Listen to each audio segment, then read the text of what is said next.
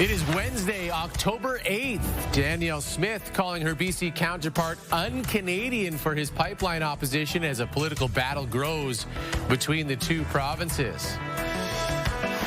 If the ATA hasn't returned to the table formally, then we'll have to consider everything. The finance minister says he's not yet going to force teachers back to work, but it could be coming. Our heart's here in Edmonton. Our heart's here with the core guys. The Edmonton Oilers start a new season tonight, bolstered by their captain's commitment to winning a Stanley Cup. Your morning starts right now.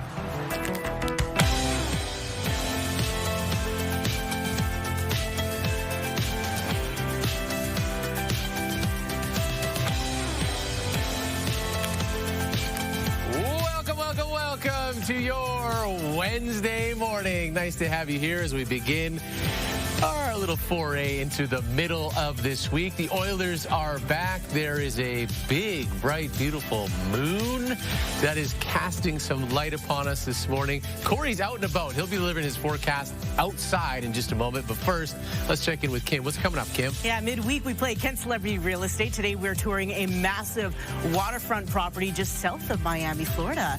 Guess who's selling the place in a few minutes? First, the news you need to start your day. Kent, back to you. All right, thank you, Kim. Well, the war of words between Alberta and BC is heating up. Premier Danielle Smith taking direct aim at the most vocal opponent of her latest pipeline pitch. Well, I think Premier B's comments are un-Canadian and they're unconstitutional. It's not the Danielle Smith show, it's the Canadian team. And we all deserve the same opportunity for the same federal funding for our projects as she does for hers. That's not un-Canadian, that is fair. And there's nothing more Canadian than fairness. That is a core national value. So Danielle Smith wants a bitumen pipeline running from Alberta to BC's west coast. BC's Premier David Eby says that idea makes no financial or economic sense. Smith has committed $14 million to early regulatory work on the pipeline, hoping private companies will eventually take over. So far, none have committed to that. Smith met with the Prime Minister Monday in Ottawa. Mark Carney plans to reveal another set of major projects endorsed by the federal government in about a month. Danielle Smith wants the feds to scrap laws that get in the way of a pipeline, including an oil tanker ban on the West Coast. The message I've had to the Prime Minister is that it's the oil sands companies who need to have confidence that they're going to be allowed to expand production in order to be able to fill a pipeline. And at the moment, because of the laws that are in place, they don't have that confidence. So that's why we have to deal with these things as a package. Smith says building an oil pipeline to the West Coast is a test of Canadian unity. Alberta's finance minister says he is not considering back-to-work legislation for teachers, at least not yet. I don't think 2 days into a strike is irreparable harm. I don't know if that passes the bar, but if we get to the end of the month and nothing's changed, and especially if the ATA hasn't returned to the table formally, then we'll have to consider everything. Nate Horner says if the strike starts to impact long-term learning or the economy at large, then the government may force teachers back into classrooms. He says the province is currently waiting for a new formal proposal from the Alberta Teachers Association and says he's open to reasonable action to address concerns over complexity and classroom sizes. He says the province is already building schools as fast as it can and has agreed to hire 3,000 new teachers as the province's population grows. Now, parents have been urged not to panic about their child's education. Some students are studying on their own as they wait to go back to class. That is helping, but it's kind of for lower grades. Because yesterday I was doing divisibility rules and I learned that in grade 6. Ever since the strike was announced, the parents who were already coming to our center with their kids, they have been calling us back to say if there's something we would be doing during the strike days. V-Teach Learning Center is offering half and full day camps. The center is using the provincially provided toolkit for each grade. Education professionals say at this point, parents should not be concerned about filling in for teachers. There is no expectation that anyone is teaching curriculum at home, and that is not the messaging from our schools. Teachers are not going to base where they pick up with curriculum based on how much work their students have done throughout the strike, right? They'll pick it up back where they left off. One professor says parents should be encouraging kids to spend time interacting with each other and avoid spending too much time staring at the TV or phone screens. 3 people are facing charges this morning after 2 men were robbed and stabbed at a transit station next to West Edmonton Mall. Police say 2 men were approached by 3 people they didn't know near 90th Avenue and 175th Street last Wednesday morning. The group demanded cell phones and stabbed the men when they refused to give them up. Police say the group then stole the phones and took off on bicycles. Officers arresting 2 men and a woman on Stony Plain Road the next day. They have all been charged with robbery and aggravated assault. The 24-year-old and 45-year-old men who were stabbed have now been released from hospital. A man who was knocked off an e-scooter and hit by another car nearly 2 weeks ago has now died. Police say a 49-year-old man was riding his personal e-scooter near 82nd Street and 115th Avenue when the collision happened. He was taken to hospital where he died yesterday. Police are now looking for witnesses and dash cam footage. And a brand new Oilers season begins tonight here in Edmonton. The captain has made it clear the focus is once again reaching the Stanley Cup Finals, and this time winning. Connor McDavid on the ice with his teammates yesterday after signing a new 2-year, $25 million extension. The contract kicks in next season, and he will be making the same salary he is currently making. After practice, McDavid explained why he is willing to go without a raise. Our heart's here in Edmonton. Our heart's here with the core guys, with the guys in this room. It gives us a chance, as I said, to extend our window here in Edmonton. Lenny's not going to go hungry with that money. Edmonton opens the season tonight at home against the Calgary Flames. Well, as mentioned, Corey is out and about this morning and outside in the dark for us this morning delivering the forecast. Hopefully there is some sunshine coming, Corey. Yeah, we will see some sun, especially once we get into the late morning and afternoon. But yeah, sun up not happening just yet as we take a look at the almanac for today. Sun up isn't until get a little closer there, Corey, 7:48. So we have a little time before the sun comes up and the things start to brighten up outside. A little bit cooler for today. Yesterday we made it to 23. Today a high of 12, which is the average seasonal high for today. As we take a look at current temperatures right now, we are at 7. It's fairly cloudy. We are seeing some scattered showers to the west and northwest.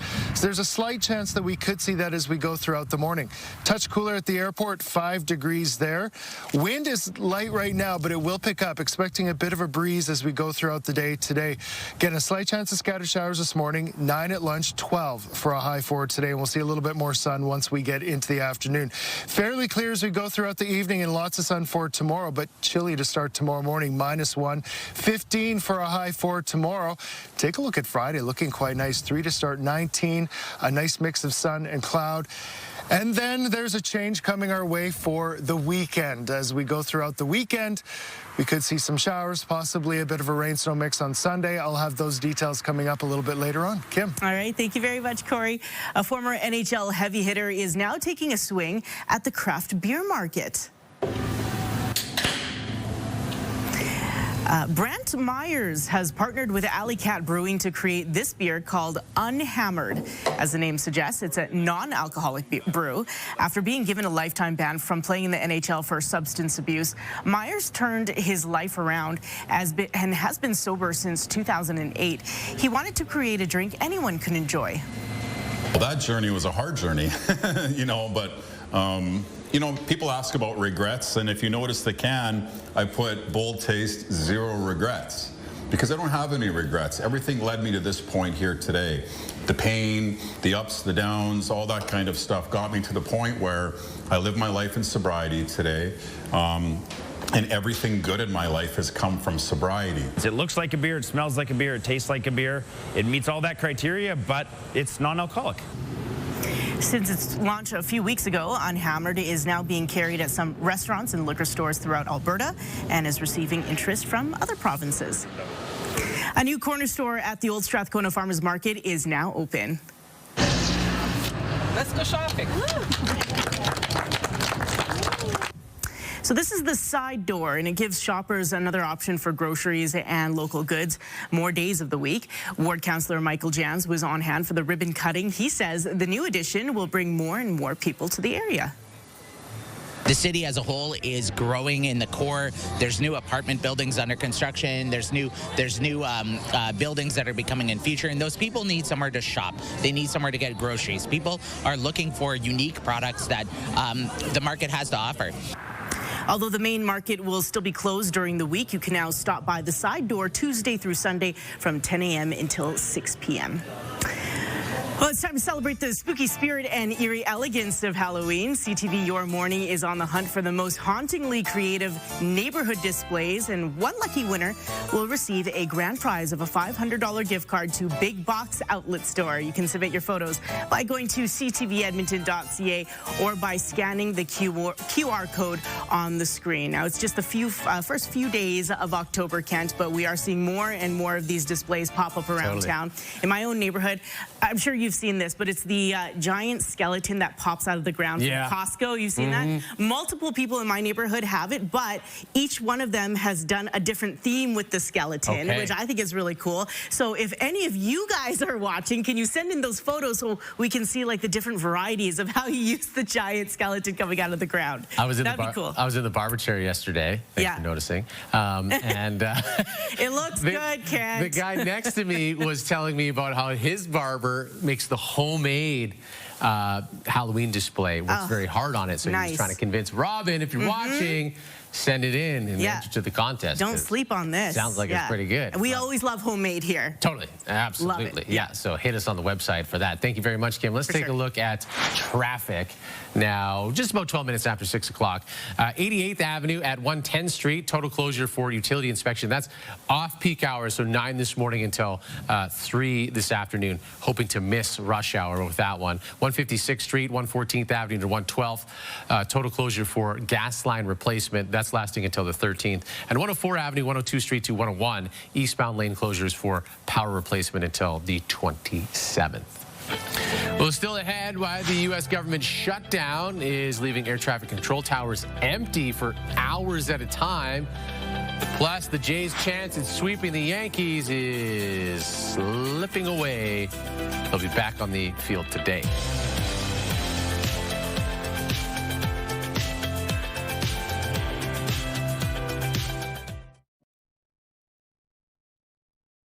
Programming brought to you by James H. Brown Injury Lawyers, the heavy hitters of injury law. Well, there's no deal, but a lot of compliments for Prime Minister Mark Carney as he visited the White House yesterday. He's a world-class leader. He's a man that knows what he wants, and I'm not surprised to see that he won the election and won it substantially, and I would think he's more popular now. He's a good man. He does a great job, and he's a tough negotiator. Prime Minister Mark Carney returning to Ottawa today. A deal to remove U.S. tariffs from Canadian goods is still under negotiation. Canada-U.S. Trade Minister Dominic LeBlanc and Foreign Affairs Minister Anita Anand are staying in Washington for more meetings, including a planned conversation between Anand and Secretary of State Marco Rubio. It concluded with the President and the Prime Minister directing us, me and my colleagues and the President, his cabinet secretaries who were there, Ambassador Greer, Secretary Lutnick, and others, to continue the conversation. Minister LeBlanc says Carney and Trump directed their teams to move quickly on sector-specific trade deals, starting with steel, aluminum, and energy. President Trump told reporters ahead of yesterday's meeting that Carney was going to walk away, quote, very happy. The Prime Minister had a working dinner with Vice President J.D. Vance. He did not address the media as he left the White House. Now, the impact of the American government shutdown is now spilling into airports. The Nashville airport is dealing with a full ground stop right now. Flights are delayed at Chicago's airport due to staffing shortages. More major airports could also be impacted. An air traffic control tower in Burbank, California was empty for hours recently, forcing pilots to call San Diego controllers for backup. Air traffic controllers are expected to work without pay for now. They're also working mandatory overtime because there are not enough of them. British police say they have taken down a criminal gang accused of smuggling 40,000 stolen cell phones into China.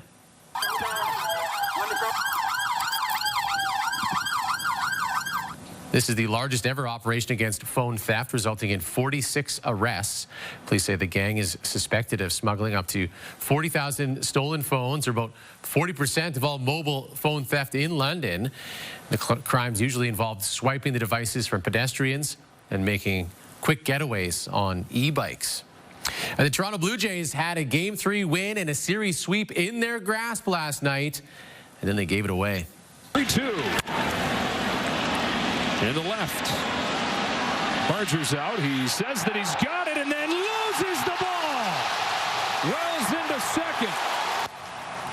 Now the Jays jumped out to a 6-1 lead over the New York Yankees, but despite that, defensive errors and cold bats later in the game opened the door for a comeback. Aaron Judge tying things with a 3-run shot shortly after that error.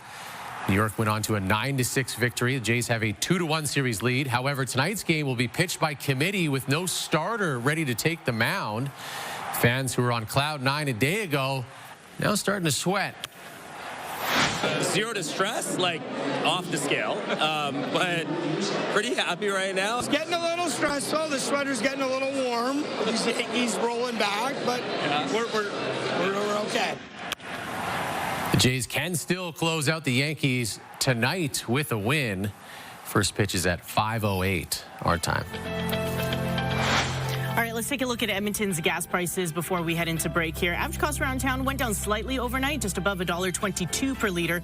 If you're looking for cheap gas, there's a Costco on 149th Street that is reporting close to $1.13 per liter. And then Tempo on Maple Ridge, $1.14. A few places actually reporting $1.14. Not too bad at all. 7-Eleven in Millwoods, close to $1.18 per liter.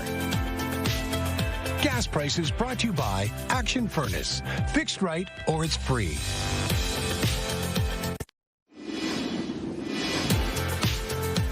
You are taking a live look through the River Valley Sky Camera. Pretty quiet start to the day today. You can see a little bit of cloud over the city right now. Lit up quite nicely. There are some showers off to the west-northwest. We'll take a look at that shortly.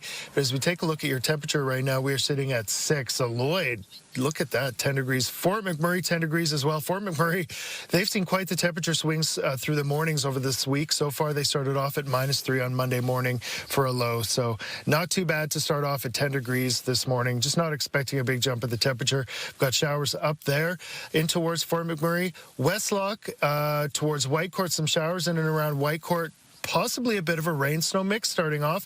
We could see that also west of Drayton Valley. Drayton Valley, it looks like just north of there, seeing some showers. And this isn't too far west of the city, so there's a slight chance that we could see some scattered showers this morning with the cloud cover. So just kind of keep that in mind. It will move off, though, as we progress throughout the morning. And then as once it gets into the afternoon, it looks like a nice mix of sun and cloud with more clearing as we head into the evening.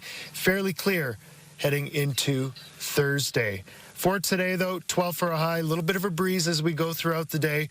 And again, a slight chance of scattered showers this morning, and then some clearing as we go throughout the evening. Hey there, Lindsay Hamilton inside the Sports Center newsroom with your must-see moment from Tuesday. And for this one, we are taking a trip to the Bronx. It is Game 3 of the ALDS. You got the Blue Jays and Yankees, top 5 here. This game tied up at 6s, and Anthony Santander lines it hard to right. Aaron Judge doing Aaron Judge things. A spectacular diving grab for the out. Got it done with his bat and his glove in this one, and he earns your must-see moment. Meanwhile, today on TSN, we've got Game 3 of the WNBA Finals between the Aces and Mercury. It all begins at 7 p.m. Central Time over on TSN 3 and 4. That's all for now from the Sports Center newsroom. Have a wonderful Wednesday.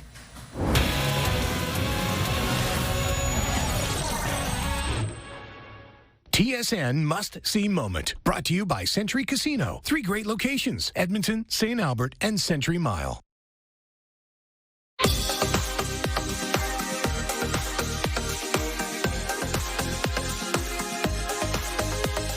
We are touring a massive waterfront property just south of Miami, Florida. Oh, it's going to be expensive. I already know it. Yeah. A Canadian star has reportedly just put in an offer on this place, so not quite finalized yet, but check this out. Oh my goodness. This is the party and the after party. Look at that pool. I know. We'll get to that. Look at the dock, bottom right there, capable of housing a 200-foot yacht. Oh. Should you need some transportation to this house. My goodness. It is 19,000 square feet as far as the house goes. 8 bedrooms, 9 full bathrooms.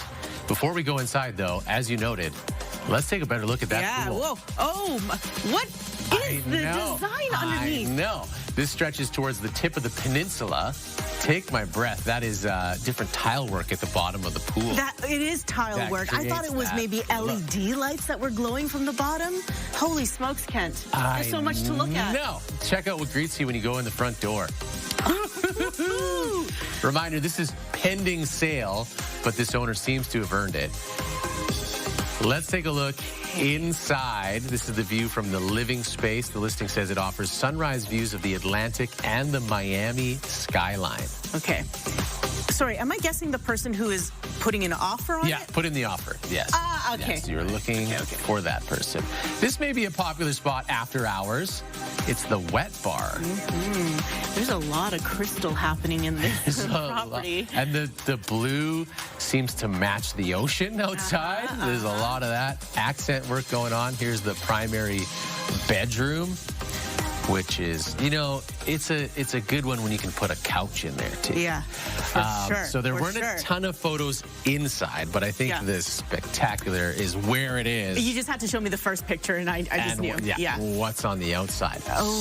So, I believe this is the most expensive house in the neighborhood, as you can imagine. Yeah, okay. There are others that kind of look like that, but not quite on the tip of the peninsula. Right. We would say this Super Bowl of pricing. $36 million. Ooh, it's high on this one. Not high enough. Not high enough. I thought I was shooting for the stars for that one. I know. $54.9 million, the list price. So we know a bid has been placed on this by this celebrity buyer. I don't know for sure that it's been accepted, but I just wanted to show you the bathroom there because there's a nice blue in there as well. And it matched the sky on the outside. Yeah. Exactly. 54.9, and this isn't even this person's first house. Got another one. Yeah. That this person has a lot of gold records, probably went platinum a few times. Oh, she might know. Text us at 10400 if you think you know who put a bid on this Miami-adjacent mansion on a peninsula. It's time for us to take a break. We'll be right back. I got it.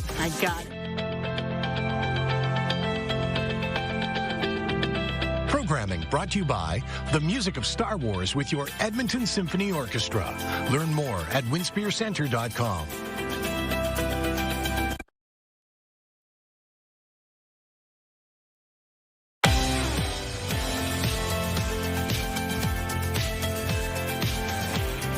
Good morning. It is 6:30 here on a Wednesday. Hopefully you're off to a great start to your day. Corey is outside delivering the forecast for us early this morning.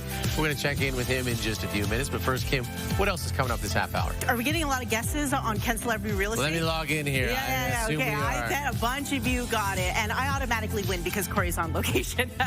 Scarecrows take over PEI and the cutest puppy POV you've ever seen. Your sidebar stories are coming up in a few minutes. First, the news you need to start your day. Ken, back to you. All right, thank you, Kim. Well, fresh off a contract extension, Oilers captain Connor McDavid is on a mission to win the Stanley Cup and says that begins with wins right now. The Oilers are on the ice for Game 1 of the new campaign tonight at Rogers Place, which is where we find CTV's Nicole Lampa this morning. So, Nicole, what can we expect when the puck drops at 8 tonight? Oh, Kent, you can expect it to be a raucous crowd. It always is when it's the Battle of Alberta, but tonight is also the home season opener, and the fans will likely be even extra loud, knowing that they have their captain for the next 3 years. Connor McDavid saying winning starts now. It starts with a good regular season and an even shorter picture, having a good start to the season. So obviously that's what we want to do, something that has not been our MO the last couple of years. Connor McDavid was on the ice with his teammates yesterday after signing a 2-year, $25 million extension. That contract kicks in next season, and he will be making the same salary he's currently making. His teammates are fired up with McDavid's contract talks out of the way. Everyone is now focused on what's ahead. He's the heart and soul of a group and of our team. So, getting the chance to, chase it down for 3 more years at least, is obviously amazing. The Oilers face off against the Flames tonight. Forward Zach Hyman is still injured, and the Oilers say defenseman Jake Wallman, who just inked his own 7-year extension worth $49 million, is likely out too for tonight's game with a preseason injury. Now, while the team is focused on winning right now, head coach Chris Knobloch says that McDavid's deal really sets up the team for success and allows them to adjust accordingly down the road. We'll have more on this part of the story in half an hour. Kent. Okay, Nicole, thank you. Well, Edmonton voters have 4 more days to cast their ballot in advance of the municipal election. A steady stream of people turning up at this West End Seniors Activity Centre yesterday to cast their vote. Nearly 6,300 people voting on day 1 of advanced polling. That's more than the opening day of advanced polls in the last municipal election in 2021. Voters we spoke with had a mix of reasons for being here early. Vote now, vote early, and get that right person in there, or you have the same thing as what you got right now. I felt good about the person I voted for and his team. So, I was determined to cast my vote. Well, in case something happens where I can't vote, I vote early so that I can get it done and that's over with. 12 advanced polling stations will be open until Saturday between noon and 8 in the evening. You can only vote at your ward's designated advanced voting station. Your location can be found on the Edmonton Elections website.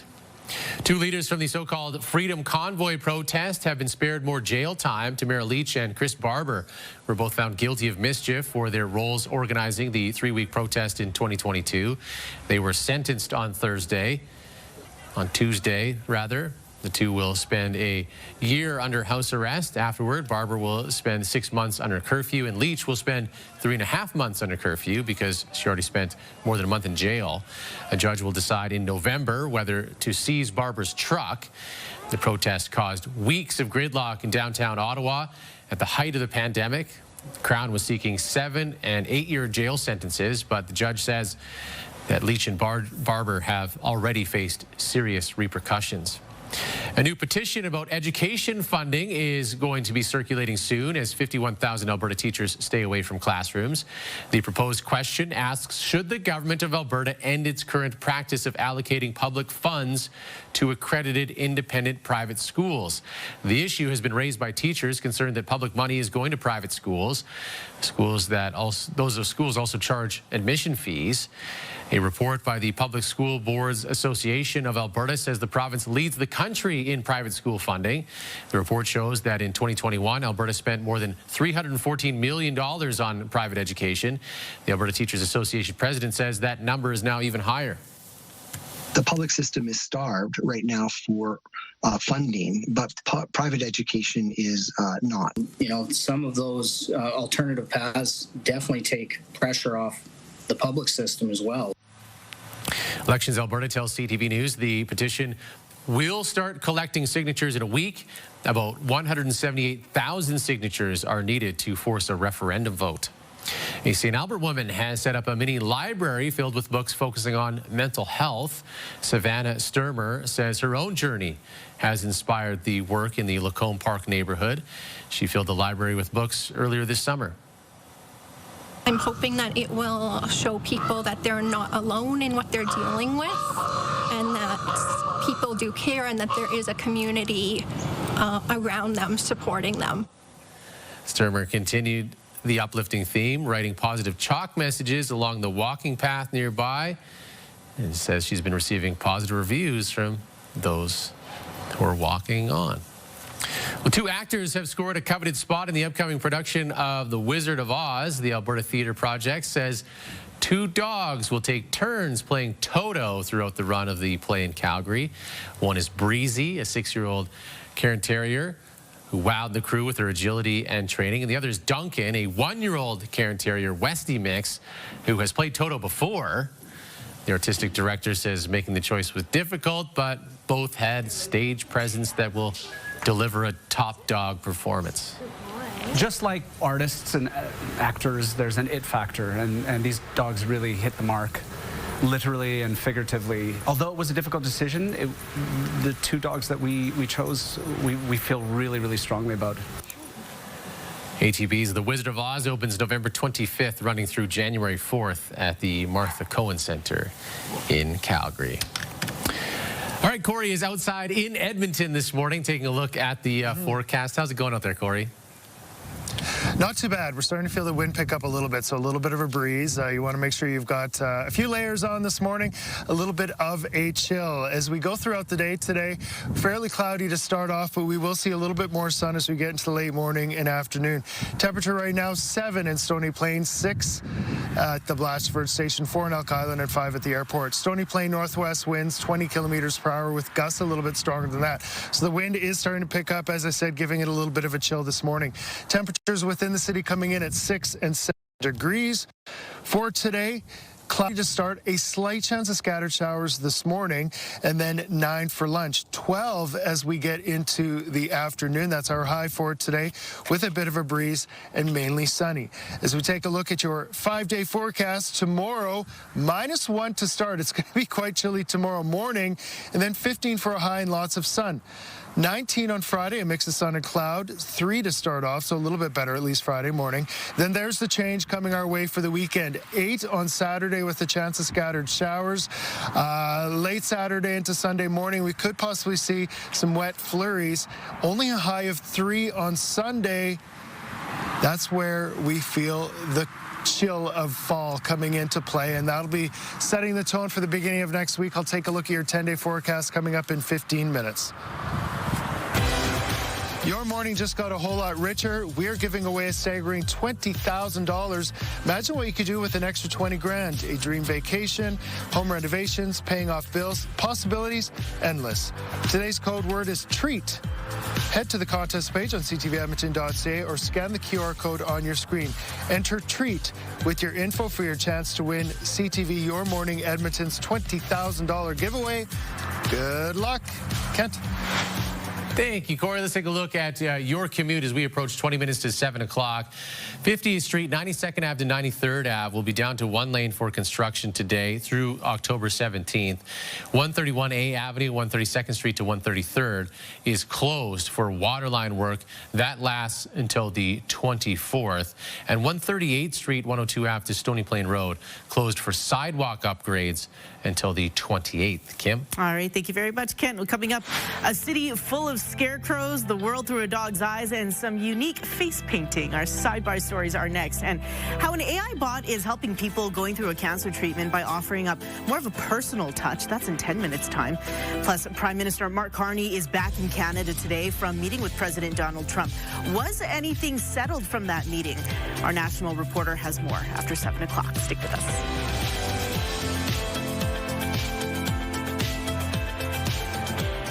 Wake up with Your Morning Edmonton. Brought to you by CIR Realty. Making real estate easy in Edmonton, Red Deer, and Central Alberta. Programming brought to you by the music of Star Wars with your Edmonton Symphony Orchestra. Learn more at winspearcenter.com.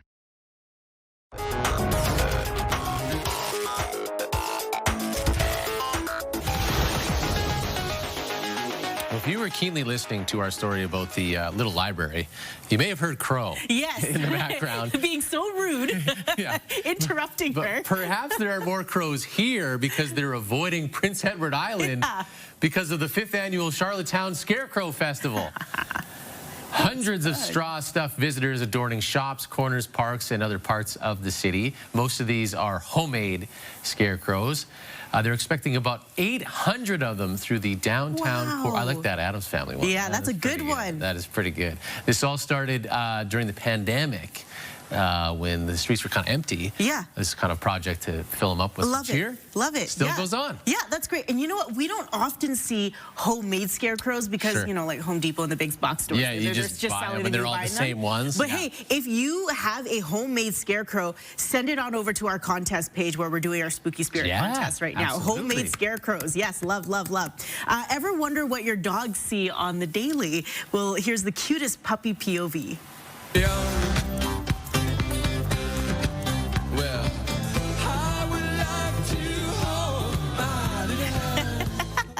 I'll go ahead and just join your running group here. Daisy the Doxy is living her best life, and her owner wanted to experience it along with her, so he strapped a GoPro to her back and let her go. From playing at the park to waiting patiently on walks, her floppy ears show how much fun she is having. I like the waiting for the group to go by, and they're like, you know what, I'm just gonna follow you guys. You guys look like a good crew to exercise with. Yeah. The whole time. Well, this next artist's painting technique is, well, taking the internet by storm. Anxiety, keep on trying me. I feel it quietly, trying to silence me. Anxiety, shake it off of me. So after he slathers the paint on his face, he then takes to the canvas and watch as he smears different colors onto the surface using his hands. Look at that! Flips it over and he matched it on his face. That's cool. That is really neat. Wow. When you said face painting, I'm not going to lie, I thought he slattered the paint onto his face. And then rubbed it on the canvas? Yeah. That's what I thought. And then literally like used it as a paintbrush. This is cool too, though. Yes. That's cool too. Now, if he could achieve the same thing by smearing his face on the canvas. Now that would get 10 million really views. talking. Yeah. Take off. Yeah. It's time for us to take a break, but still ahead, examining the benefits of a breast cancer aid built by AI. We took her lived experience, her book, her transcript, and then turned that into an AI conversational tool.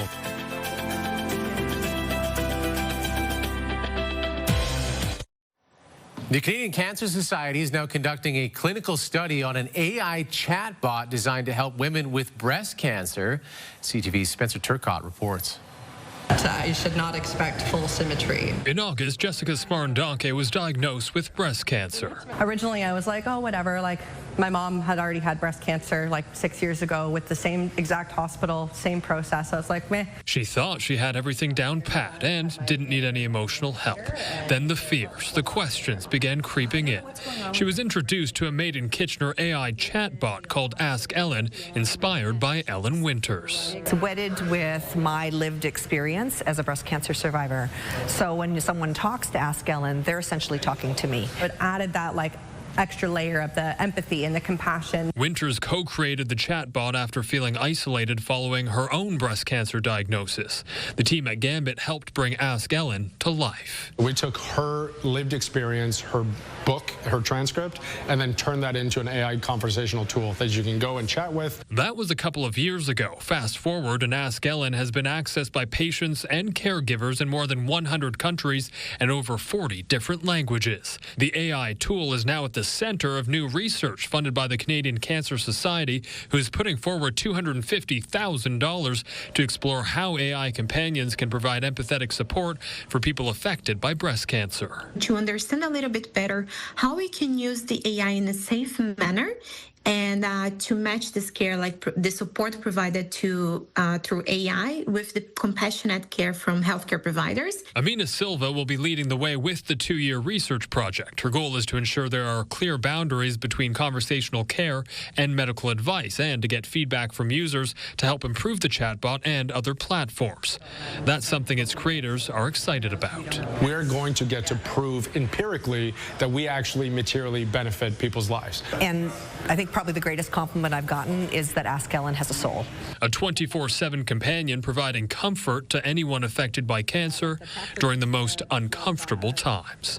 Spencer Turcotte, CTV News, Kitchener. But all of it just being like... Well, Alberta's finance minister has weighed in on what could happen in the event of an extended teachers' strike. Especially if the ATA hasn't returned to the table formally, then we'll have to consider everything. It is still early in the strike, but Nate Horner says the government will be keeping a close eye on the impact of the students and the economy More on the options on the table for the government coming up after 7 o'clock. Programming brought to you by Action Furnace. Fixed right or it's free.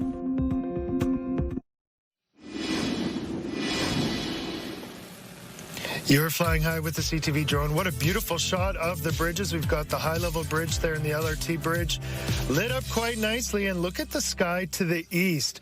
We're seeing some breaks in the cloud to the east, but areas in the southwest and on the west side of the city are getting some sprinkles right now. At least that's what we're seeing here in the southwest corner of the city. So although we are seeing some breaks to the east, there are some showers in some parts of the city, mostly on the west and southwest corner. 6 degrees right now here in the city, 9 Cold Lake, 10 Lloydminster, 10 Fort McMurray. Those areas really starting off warm this morning. To the west, quite a bit cooler. Grand Prairie sitting at 1. For us here in Edmonton today, our high is 12 degrees. We will see the cloud break a little bit more and more so into the afternoon. We'll see blue sky, bit breezy, so a little bit of a chill this morning, and again, scattered showers this morning. There's a chance of that throughout the city. 15 for tomorrow, -1 to start. 19 on Friday, mix of sun and cloud. And take a look at Saturday, Sunday, a bit of a change. Saturday, we could see some showers. Late Saturday overnight into Sunday morning, possibly a bit of a rain-snow mix. We'll start off at -2 Sunday morning, then look for a high of 3, so quite a cool Sunday. 4 for Monday, 7 on Tuesday, with temperatures slowly climbing bit by bit after that. But overnight lows in the negative values from Sunday and throughout next week. So enjoy these few warm days. The chill is coming our way as we head into the long weekend.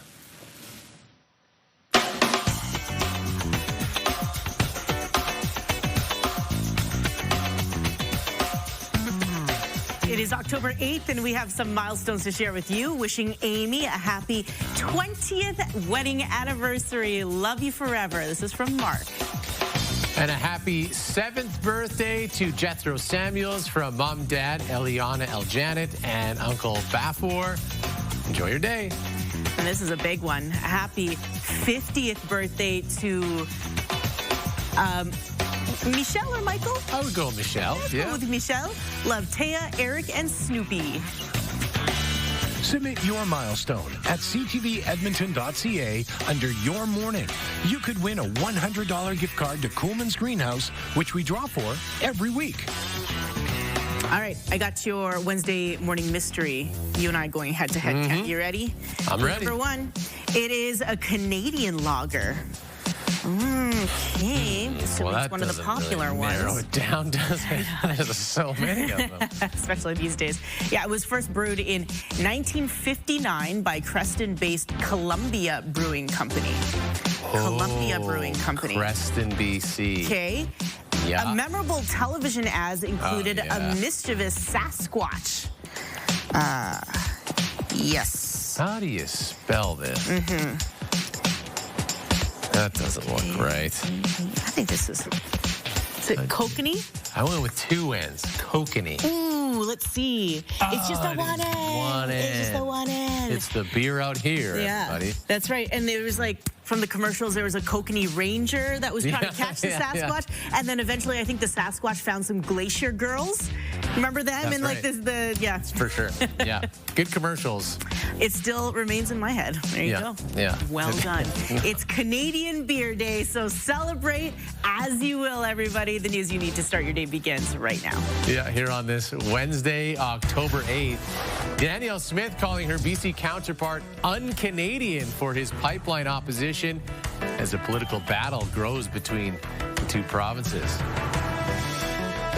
If the ATA hasn't returned to the table formally, then we'll have to consider everything.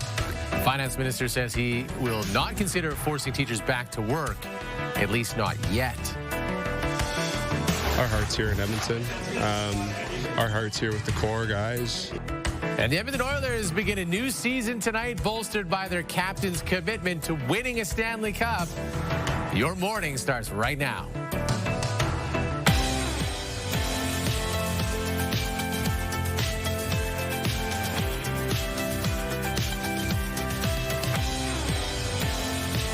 At 7 o'clock, welcome to your Wednesday morning, and we begin with the war of words between Alberta and BC's premiers.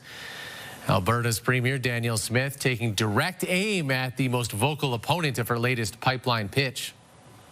Well, I think Premier Bree's comments are un-Canadian and they're unconstitutional. It's not the Danielle Smith show, it's the Canadian team. And we all deserve the same opportunity for the same federal funding for our projects as she does for hers. That's not un-Canadian, that is fair. And there is nothing more Canadian than fairness. That is a core national value.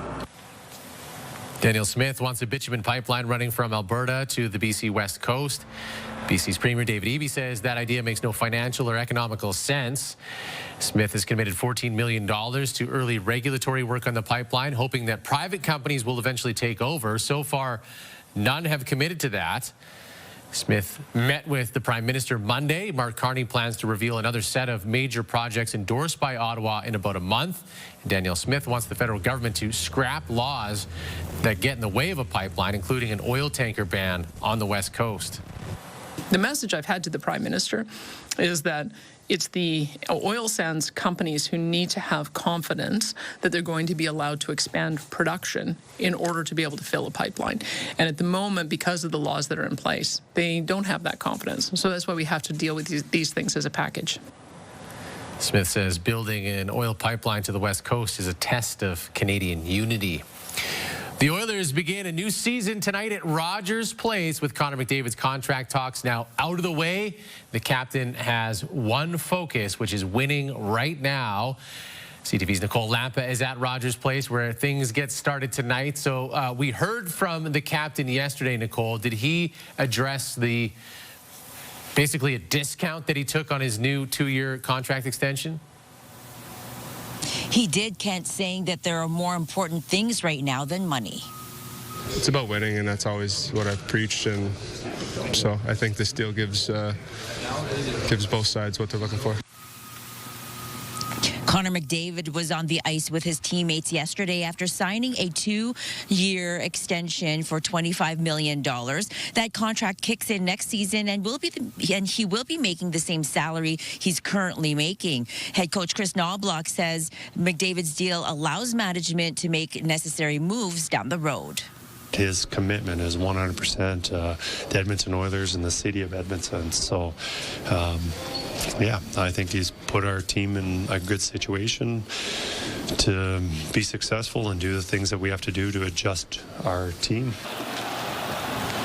The Oilers face off against the Flames tonight at 8 o'clock. Forward Zach Hyman is still injured, and the Oilers say defenseman Jake Wallman, who just inked his own 7-year extension worth $49 million, is likely out too for tonight's game with a preseason injury. Now, we spoke with a sports analyst, and he says that McDavid is also making way. His current contract is making way for the potential of the increase of the league's salary cap, saying McDavid will likely get paid big time when his 3 years are over here in Edmonton, and then which allows the team for now to gun for that Stanley Cup win.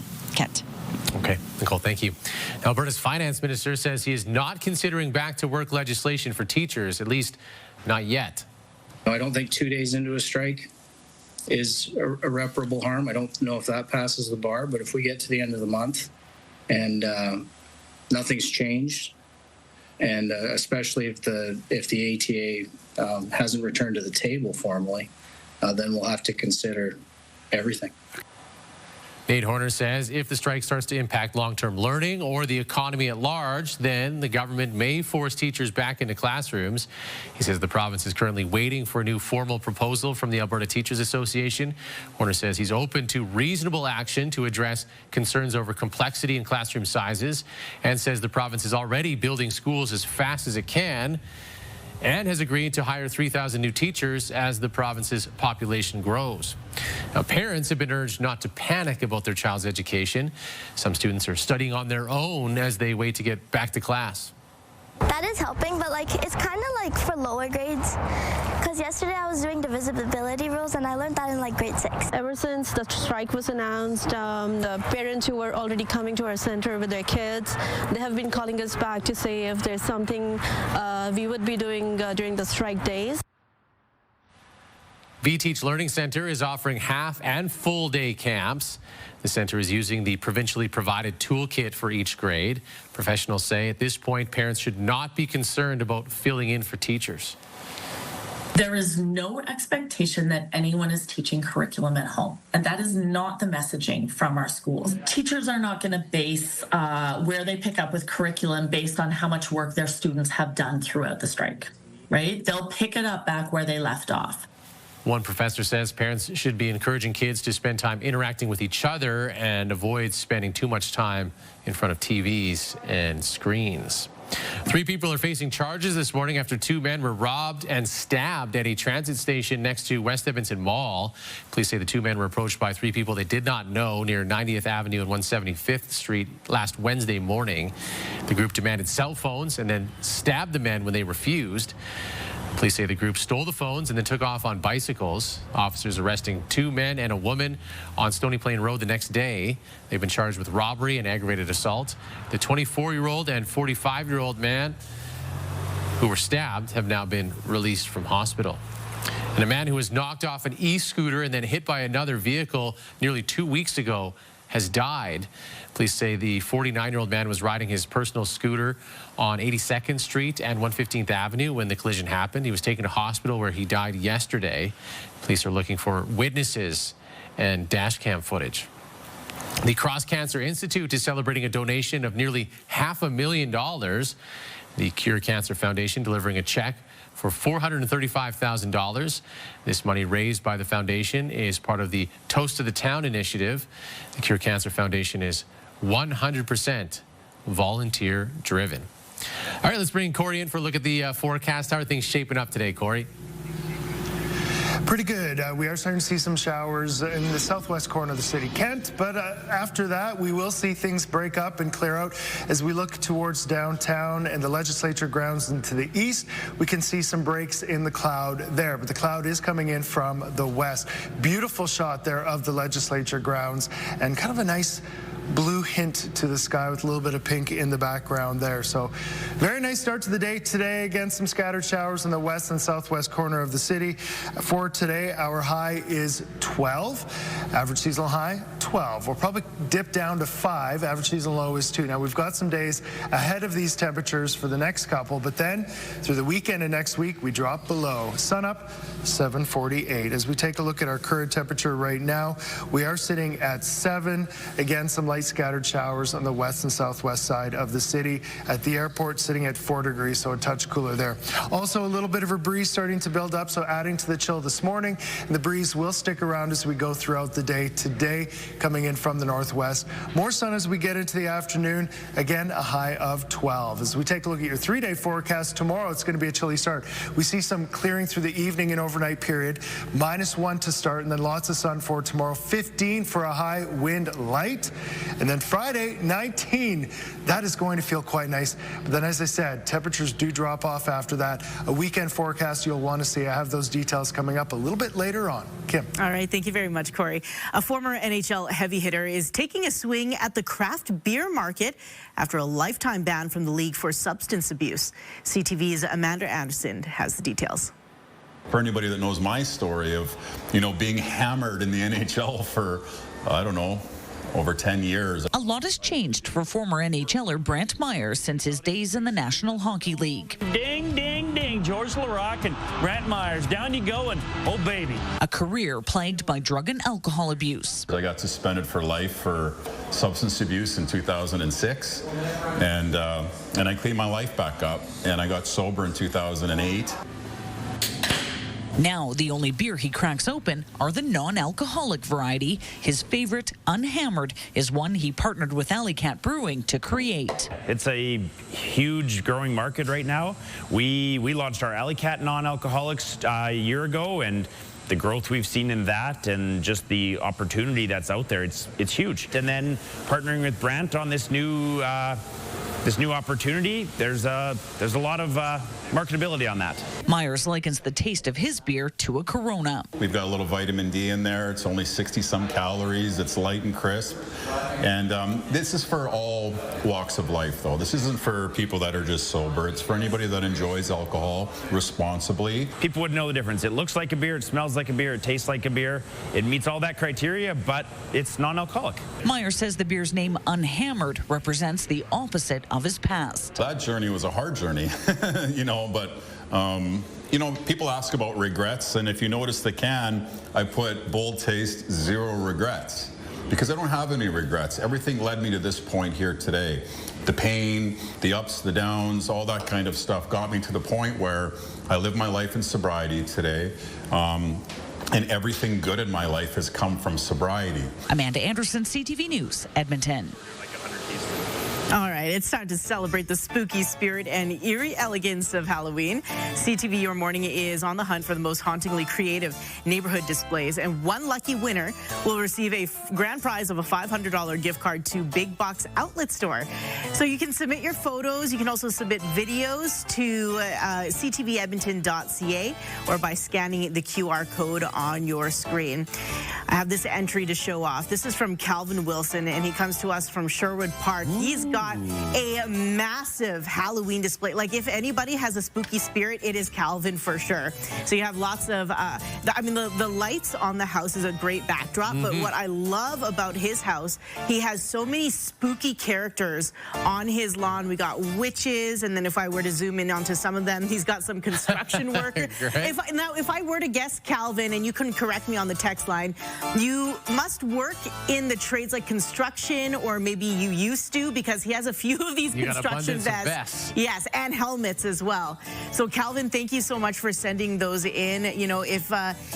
If you send in your entry and you're the winner, I'm going to be broadcasting live on October 30th from your place, and it is always such a good time. And Calvin, you're up there as a contender, just letting you know already. Yeah. Ooh, we got an early contender. Love to see it. Yes, send us in more entries. Thank you, Kim. Let's take a look at the drive this morning. 13 minutes past 7 o'clock as we approach the rush hour here. Volume is building northbound Rabbit Hill Road from Glenridding Ravine to Ellerslie Road. Similar situation northbound 99th Street from 41st to the White Mud. And westbound Yellowhead Trail is slow right now, 127th Street to St. Albert Trail through all that road work. Well, Prime Minister Mark Carney is back in Ottawa today after meeting U.S. President Donald Trump at the White House, pursuing a trade deal and tariff relief. CTV National News reporter Rachel Aiello joins us this morning for more. So, Rachel, what came out of that meeting yesterday?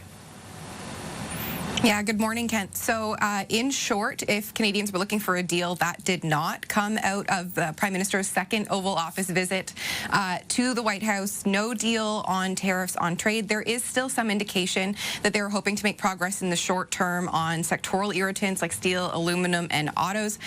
But I do think there were two big takeaways from Prime Minister Mark Carney's sit down with Donald Trump in the Oval Office yesterday that Canadians would be worth kind of paying attention to going forward. One, that U.S. President Donald Trump made it abundantly clear that should we negotiate, even if we negotiate a new deal, a new CUSMA, USMCA negotiation with the United States, that there will still be some form of tariff. So I think that is something Canadians should kind of accept as being state of play, according to the U.S. President. And then also the Prime Minister indicated that if Canada gets the deal that it wants, we could see around $1 trillion over the next 5 years invested in the United States. So I think some questions there in terms of Mark Carney talking about wanting to build up the Canadian economy, invest domestically, and then what is he putting on the table to put that kind of investment in the United States? So I think those are going to be some of the questions that get parsed at a bit more later today. The Prime Minister is on his way back now from D.C., but he will be here and in the House of Commons for question period.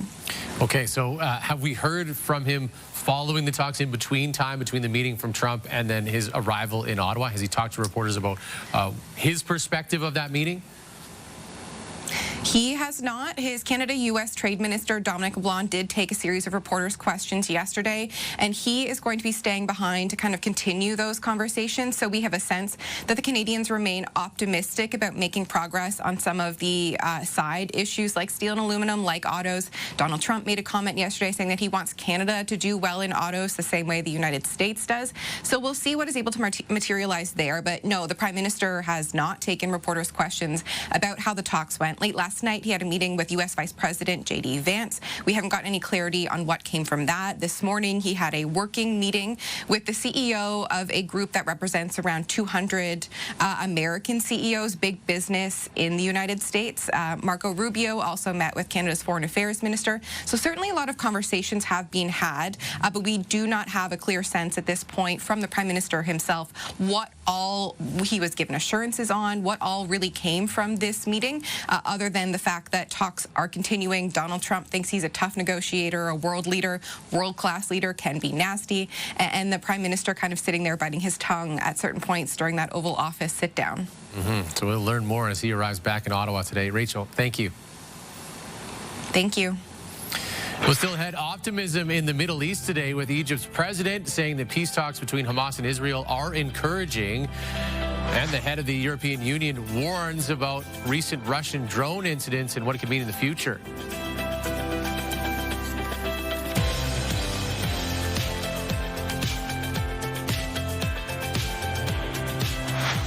Take a look at Edmonton's gas prices before we head into commercial break here. Average cost around town, just above $1.22 per liter, so that went down slightly overnight. Lowest gas price you can find at a few locations of Costco. Pretty much all of them at this point this morning reporting close to $1.13 per liter. Next up, we have PetroCan on 118th Avenue and 96th Street reporting close to $1.14.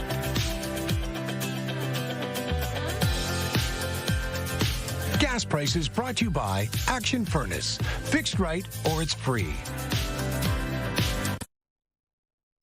Wake up with Your Morning Edmonton. Brought to you by CIR Realty. Making real estate easy in Edmonton, Red Deer, and Central Alberta. Well, Corey is on location this morning at Willow Park Wines and Spirits, and maybe you're planning your menu for Thanksgiving weekend. You may want to plan some wine pairings as well. So, Corey, what kind of options do they have? Well, we're going to start off with your white options, and one that's really, really cool too, a champagne. So we're going to get to that shortly. Diana's with us this morning. Whites, so what kind of things are we going to be pairing whites with? Well, turkey's the classic, obviously. We've got Riesling here that it's so crisp and fresh. It's got bright notes of peach and citrus, and it's going to cut through those savory notes if you've got a very savory preparation of your turkey. Okay. And it's also going to go very well with your sweet sides, like your sweet potatoes and the sort of crazy marshmallow dishes that you sometimes have as Yes, sides. the ambrosia. You can't forget about the ambrosia. So that's a German Riesling. And then we're going to go to France for the next white. Which one is this? So this is the Thomas Sancerre from the Loire Valley. It's a Sauvignon Blanc, and this one is going to be really great if you've done maybe a more fresh preparation of your turkey, something more lemony, or if you're having sides like beans and asparagus. This is the wine that's going to really complement those flavors. Okay, and we're going a step up. Some people might not consider this, but maybe worth considering champagne for Thanksgiving. Yeah. I mean, what better time to have a bottle of champagne than Thanksgiving? This one is a blend, a classic Mumm blend of Chardonnay, Pinot Noir, and Meunier. It's from 120 different crus in Champagne, so it really gives you the full gamut if it's a classic. And you can also use the champagne in the preparation of the turkey because the acidity really can help moisten the turkey. And Interesting. Yeah, it's a great way to prepare turkey. Keeps it nice and moist and delicious. Okay, and so for people who maybe aren't familiar, Champagne, this is actually from the Champagne region. It is, yeah. It's all sparkling wine is sparkling wine, but only champagne is champagne. And if people are considering this, I do have to say you have an amazing deal on it right now. It's very, very good. And when are you going to get a bottle of champagne for $49.99? Yeah, no kidding. So these are some of the pairings for your whites. Could you also have them with other cuts of meat as well? Absolutely. Yeah, your ham or your whatever. I mean, maybe not so much with your beef, unless that's what you like. If you like your white wine with your beef, you got to have it. Perfect. Awesome. Thank you so much. And we're going to be doing some craft beers, also some red wine pairings coming up a little bit later on. But first, right now, we're going to take a look at your weather. And this is through the Action Furnace River Valley Skycam. Action Furnace fixed right or it's free. 7 degrees right now. It's feeling a little crisp outside. It's feeling like fall. So, yeah, feeling more like Thanksgiving. The closer we get to the weekend, as we take a look at temperatures around the region right now, it's warm in Fort McMurray, 9 degrees. Cold Lake, Lloydminster, also 9 degrees, but quite a bit cooler off to the west. We are seeing rain passing through areas to the north and northeast. Approaching Lac La Biche, some showers there. Not too far out of the city as well. On the southwest corner here at Willow Park Wines and Spirits, we were seeing some sprinkles, some showers outside, so not too far. The further west you go, as approach the mountains, we start to see a bit of a rain-snow mix in those areas. Yes, that is happening. But as we take a closer look, it's the west side of the city where we are seeing some scattered showers right now. Fairly light, fairly scattered. With it, cloud as we go throughout the morning, still a slight chance of scattered showers. But as we get into the afternoon and evening, we start to clear out. Fairly clear as we head into tomorrow, so a lot of sun in the forecast for tomorrow. For today, 12 degrees, a bit of a breeze. Couple warmer days to come before the temperatures really drop off. We'll talk 5-day forecast next time we chat weather.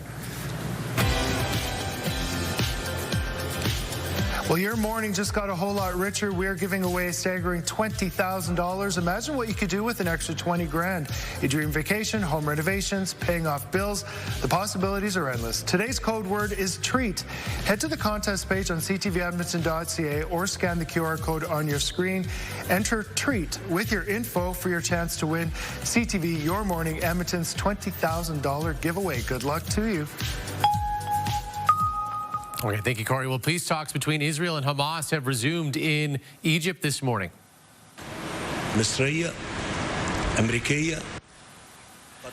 Egypt's president says he has heard encouraging words from officials involved in the talks. On the table is a plan proposed by U.S. President Donald Trump to end the fighting. The plan proposes Israel pull out its troops from Gaza. With an international security force taking over, Israel has demanded that Hamas disarm, a condition Hamas has yet to accept. Trump's envoy, Steve Witkoff, and Donald Trump's son-in-law, Jared Kushner, are expected to join the discussions today. The Israeli military has intercepted a 9-boat flotilla trying to break a naval blockade in the Mediterranean Sea. Israel's foreign ministry says the military detained 145 activists and brought them to shore in Israel. The ministry says they will be processed and deported. Last week, 450 activists, including European lawmakers and climate activist Greta Thunberg, were intercepted trying to reach Gaza with humanitarian aid. That interception was met with widespread condemnation, sparking protests in major cities and a one-day strike across Italy. The head of the European Union Commission is calling recent incidents involving Russian drones hybrid warfare. This is not random harassment. It is a coherent and escalating campaign to unsettle our citizens, test our resolve, divide our union, and weaken our support for Ukraine. And it is time to call it by its name. This is hybrid warfare, and we have to take it very serious. In a speech to the European Parliament, Ursula von der Leyen did not say Russia was responsible for all the incidents, but said it was clear Russia's aim is to sow division in Europe.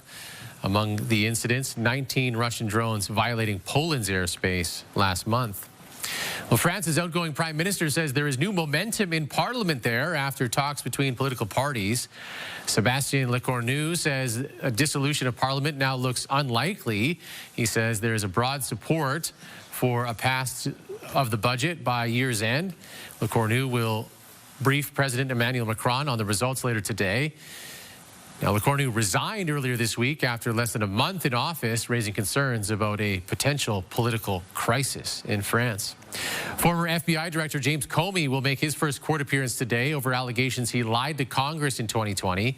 Comey will be arraigned at a federal courthouse in Virginia, accused of misleading lawmakers over his 2020 testimony to Congress.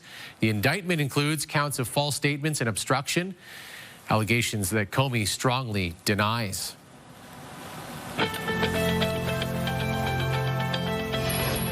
I'm Nicole Lampa at Rogers Place, where the Oilers start off their regular season tonight, fresh off Connor McDavid's team-friendly contract extension. More on this after the break.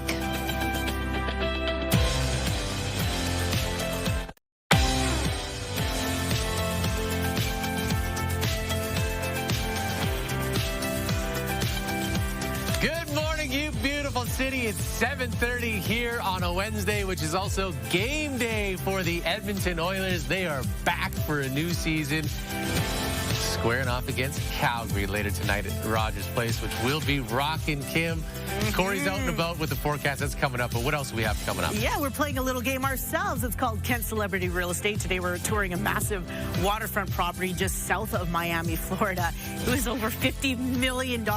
Guess who might be moving in a few minutes? First, the news you need to start your day. Kent, back to you.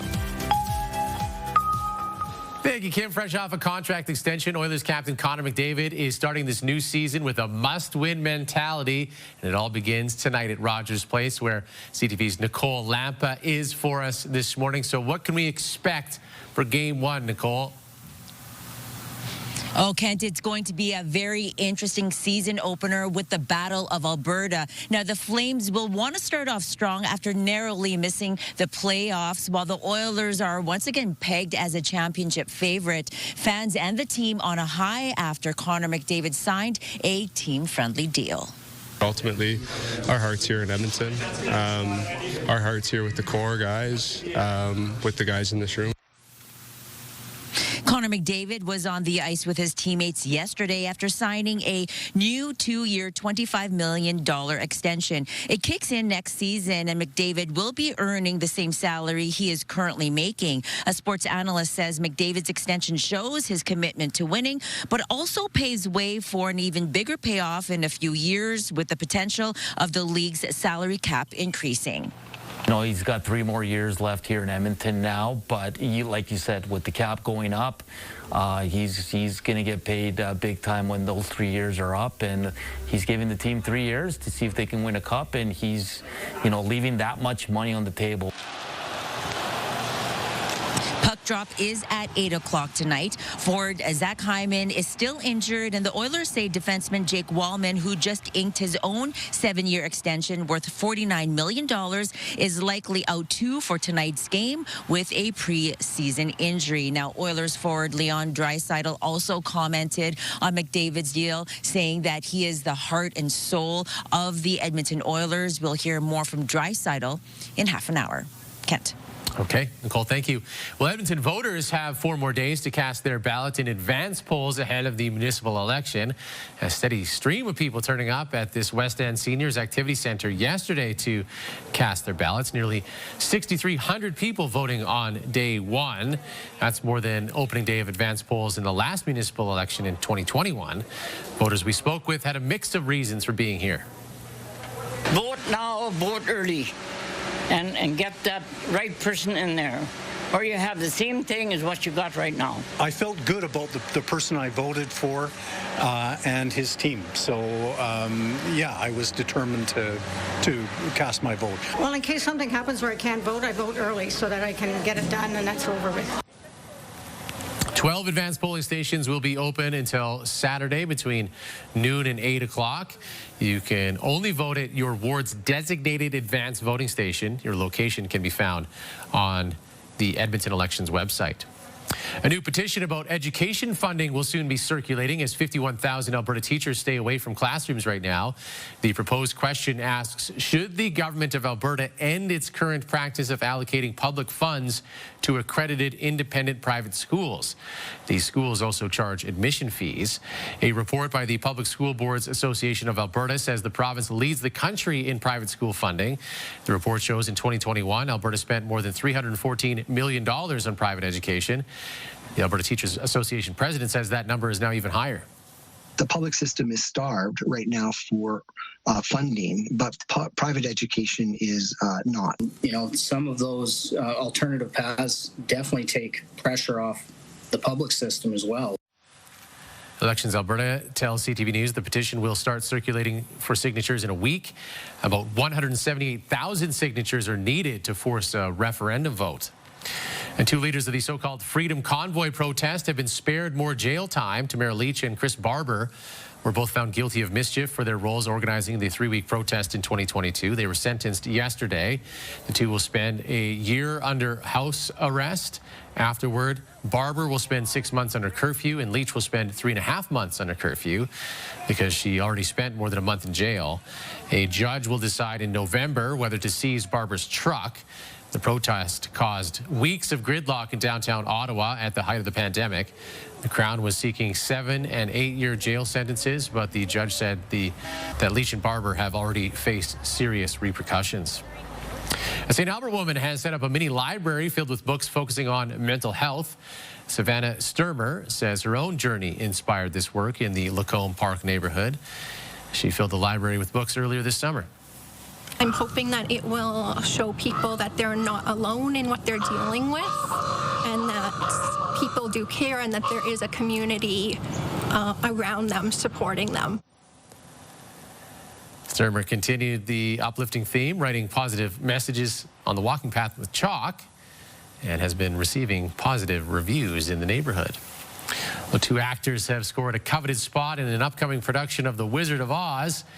Alberta Theatre Project says 2 dogs will be taking turns playing Toto throughout the run of the play in Calgary. One is Breezy, a 6-year-old Cairn Terrier who wowed the crew with agility and training. And the other is Duncan, a 1-year-old Cairn Terrier Westie mix who has played Toto before.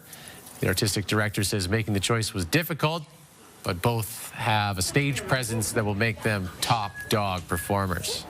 Just like artists and actors, there's an it factor, and these dogs really hit the mark, literally and figuratively. Although it was a difficult decision, the 2 dogs that we chose, we feel really, really strongly about it. ATP's The Wizard of Oz opens November 25th and runs through January 4th at the Martha Cohen Centre in Calgary. Well, the Toronto Blue Jays had a Game 3 win and series sweep in their grasp last night, but then they bobbled it. 3-2. In the left. Barger's out. He says that he's got it and then loses the ball. Wells into second. The Jays jumped out to a 6-1 lead over the New York Yankees in the Bronx, but defensive errors and cold backs at the end of the game opened the door for a comeback. Aaron Judge tying things with a 3-run shot, and New York went on to a 9-6 victory. Jays have a 2-1 series lead. However, tonight's game will be pitched by committee with no starter ready to take the mound for Toronto. Fans who were on cloud 9 just a day ago now starting to sweat. Zero to stress, like off the scale, but pretty happy right now. It's getting a little stressful. The sweater's getting a little warm. These Yankees rolling back, but yeah, we're okay. So the Jays can still close things out tonight with a win in New York. First pitch is 5:08 our time. You're flying high with the CTV drone. You've got the beautiful legislature grounds there lit up quite nicely this morning. Wow, fall really making its presence known as well. The changing colors are definitely dominating down there. Beautiful shot again, and we are seeing partly cloudy sky to the east, to the west, a little bit more cloud with some scattered showers and some temperatures with some wind, feeling a little bit on the cool side this morning. A little bit of a breeze, 6 degrees at Stony Plain, adding a little bit more of a chill at the airport with only temperature sitting at 4 degrees right now, 7 at the Blatchford station. As we take a look at temperatures within the city, ranging from 6 to 7 degrees. We have 7 in Blatchford as well as Lewis Estates for today. We're looking for a high of 12. Now, we have a lot of cloud in the region right now. With that, some scattered showers in and around the Edmonton area. That cloud breaking and clearing a little bit more as we get into the afternoon, then fairly clear as we go throughout the evening. Again, 12 for a high, a little bit of a breeze as we go throughout the day today. Here's your 5-day forecast. -1 to start tomorrow morning with clear sky, 15 for a high, so quite nice tomorrow. 19 on Friday. Friday, and then temperatures drop off. 8 on Saturday. Could see some scattered showers, and then late Saturday into Sunday morning, possibly a little bit of a rain-snow mix. -2 to start on Sunday. Slight chance of a rain-snow mix, about a 40% chance, and then the cloud slowly breaks into Sunday afternoon with only a high of 3. I'll take a look at your 10-day forecast coming up in 15 minutes. This is your opportunity to travel to the heart of Africa's Namib Desert and come face to trunk with desert elephants. It's an elephant story you won't soon forget. Enter for your chance to win a 4-pack of IMAX passes to elephants, Giants of the Desert at ctvedmonton.ca.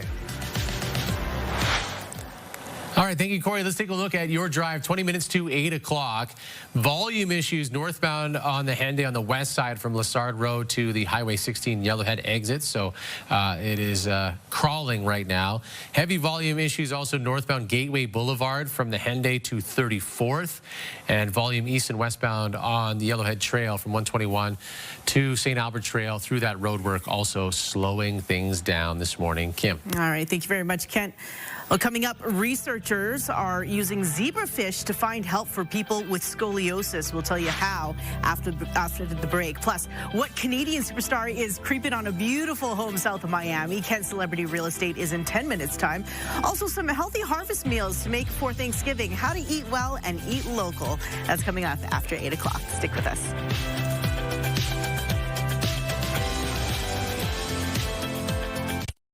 Programming brought to you by James H. Brown Injury Lawyers, the heavy hitters of injury law. Canada's only synchrotron is helping scoliosis research. CTV's Hallie Mandrick has more on the hope about what they learned can help those with irregular curvature of the spine. Scoliosis is a condition which causes curvature of the spine, which can be very debilitating for the 3 to 4% of the population it affects. A recent study conducted with the help of Saskatoon Synchrotron is examining how zebrafish can help researchers with early detection of scoliosis in children and teenagers. They have organ systems similar to humans. They share similar physiology.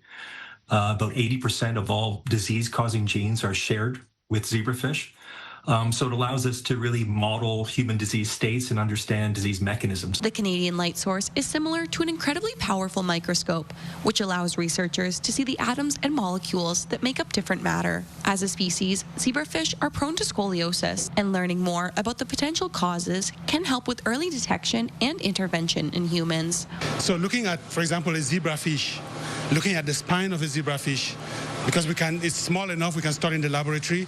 We can look at how the spine changes due to oxidative stress, and that helps us understand how a disease like scoliosis will happen in the human. According to Saruna, there is currently no way to determine which children will receive a diagnosis or how severe the condition will become. And right now, the treatment options really are wait and see. And when the curves begin to progress, we can apply braces, or the surgeons can do corrective invasive surgery of the curvatures. While there is still plenty of research and testing to be done, Saruna is hopeful that these findings from Saskatoon Synchrotron have brought his team a step closer to a new treatment. A clinical study is currently underway at Sick Kids Hospital in Toronto to see if these findings in zebrafish could be applied to humans. What I'm hoping is that because we've demonstrated a simple, non-invasive, over-the-counter therapy can work in our zebrafish models, if this translates, it may be a way of actually preventing severe curve progression in patients. Hallie Mandrick, CTV News, Saskatoon. The Calgary Zoo is hosting its 3rd annual Teddy Bear Clinic this Saturday. Kids can bring in their stuffies, so a member of the zoo's veterinary staff can give it a checkup, repair any rips, tears, or broken limbs. It's also a way for the zoo to teach kids about the importance of regular medical care for animals.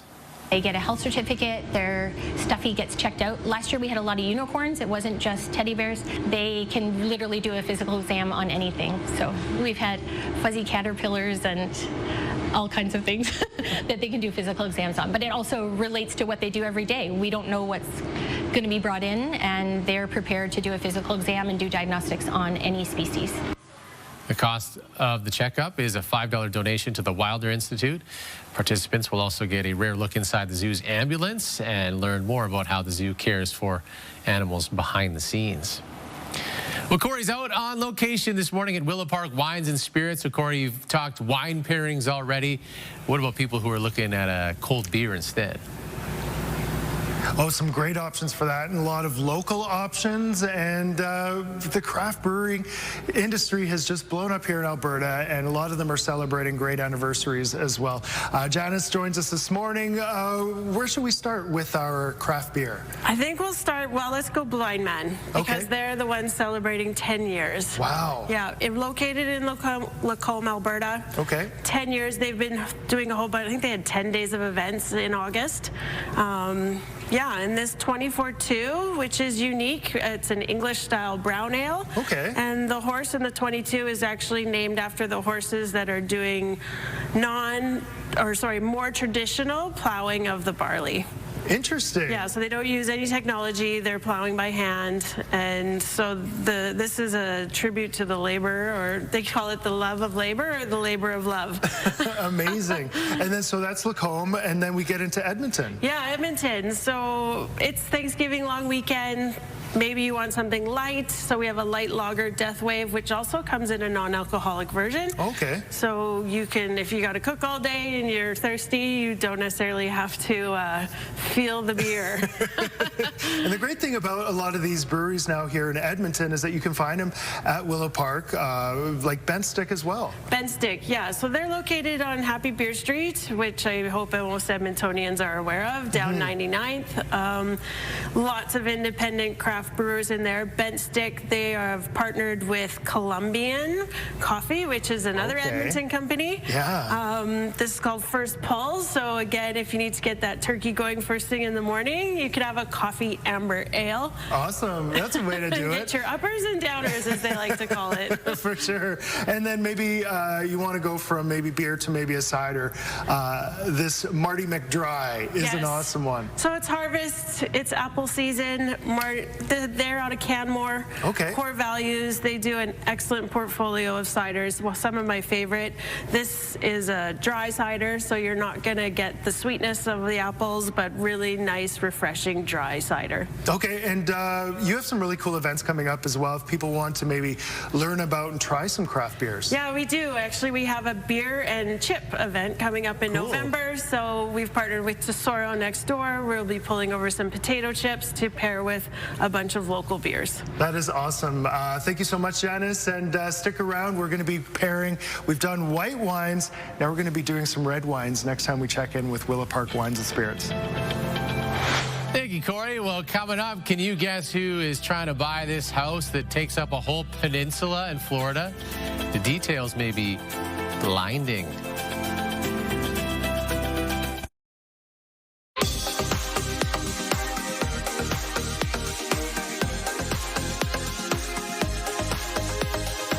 We are touring a massive waterfront property just south of Miami, Florida this morning. A Canadian star, that's an important clue for you texters, just putting in an offer on this place. So not sealing the deal just yet, but maybe on the way.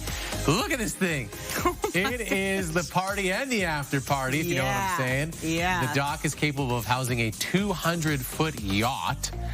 The house itself is 19,000 square feet, 8 bedrooms, 9 full bathrooms. Before we go inside, though, we must take a look at that pool that stretches towards the tip of the peninsula. Take my breath. Those are tiles at the bottom of the pool. They look like they're glowing. Yeah. Like from that sunset shot above. Wow.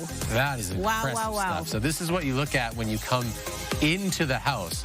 Reminder, this is pending sale, but this owner seems to have earned it. It looks like a hotel lobby. It does, right? Yeah, it totally does. Here's a view from the living space. Now, the listing says it offers sunrise views of the Atlantic Ocean and the Miami skyline, which seems pretty nice. Yeah. However, the way this thing is set up, I don't know how many sunrises. I guess you're staying up for the sunrise.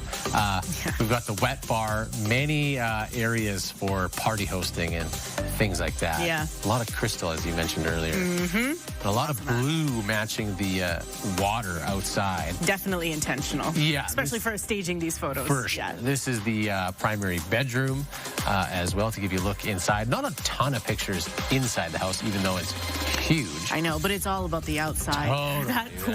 It gets you that perspective. Like whoever is about to or maybe moving in, party person. Definitely. Sure. Yeah. So $54.9 million is the list price. I guess $36 million, and I thought I was guessing too much. Yeah. And then you put up this price tag, and I'm like, oh my gosh. Florida money Yes. down there from a Canadian star. So many of you texting in on the text line, a vast array of different guesses.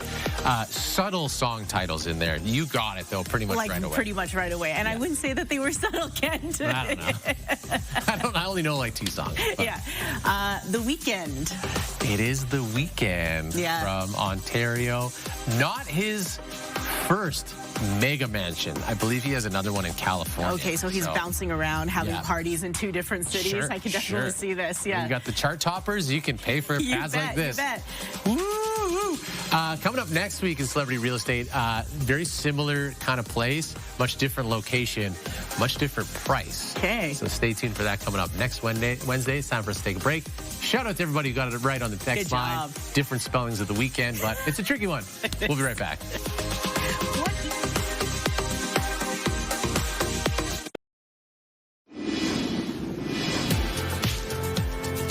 You're flying high with the CTV drone. Look at this beautiful shot with the sunrise in the background. Got the high level with the Walterdale in behind as we look towards the South Riverbank. We are seeing some breaks in the clouds. Starting to see that on the southwest side of the city as well, but still some showers not too far from the city to the west and to the northwest. So slight chance of scattered showers this morning. We were seeing some earlier, but they weren't too significant. 7 degrees right now. We've got 9 in Lloydminster, Cold Lake, as well as Fort McMurray. So some warm starts in those areas. Grand Prairie starting off at the freezing mark. Here in Edmonton, tomorrow, we could be right around that. So a chilly start tomorrow morning. For today, 12 degrees. We'll see the cloud break. More sun as we get into the afternoon and fairly clear as we go throughout the evening and overnight period. A little bit breezy throughout the day and then wind light tonight and tomorrow. -1 to start tomorrow, 15 for a high, lots of sun. Once you get over the chill in the morning, it is going to be quite a nice Thursday. 19 for Friday, and there's your weekend, a shift. Saturday, 8, chance of showers as we go throughout the day. Overnight into Sunday, chance we could see a bit of a rain-snow mix to start off, and then the clouds slowly break Sunday afternoon. A high of only 3. Take a look at your 10-day forecast. Next week, all days start off below the freezing mark with single-digit highs as we go throughout the extended forecast. Milestones, brought to you by Coolman's Flower Shop. Colorful, fresh designs for any occasion. We're wishing Amy a happy 20th wedding anniversary. Congratulations, guys. This is love forever from Mark. And a happy 7th birthday to Jethro Samuels from Mom, Dad, Eliana, Eljanet, and Uncle Befor. Enjoy your day. And a happy 50th birthday to Michelle, Love, Taya, Eric, and Snoopy. Submit your milestone at ctvedmonton.ca under Your Morning. You could win a $100 gift card to Coolman's Greenhouse, which we draw for every week. All right, let's solve a morning mystery. Clue number 1, it's a Canadian lager, which there are many to choose from. It was first brewed in 1959 by Creston-based Columbia Brewing Company. And you might get it just from this. Memorable television ads included a mischievous Sasquatch. You know which Canadian lager it is. It is indeed Kokanee. And guess what? It's Canadian Beer Day, so perhaps crack one open later on tonight and enjoy and celebrate. The news you need starts right now. Here on this Wednesday, October 8th, Premier Daniel Smith calling her BC counterpart un-Canadian for his pipeline opposition as the political battle grows between the two provinces. If the ATA hasn't returned to the table formally, then we'll have to consider everything. The finance minister says that he won't be forcing teachers back to work, at least not yet. So getting off to a good start is important. And an Edmonton Oilers season, a new one, begins tonight, bolstered by their captain's commitment to winning a Stanley Cup. Your morning starts right now.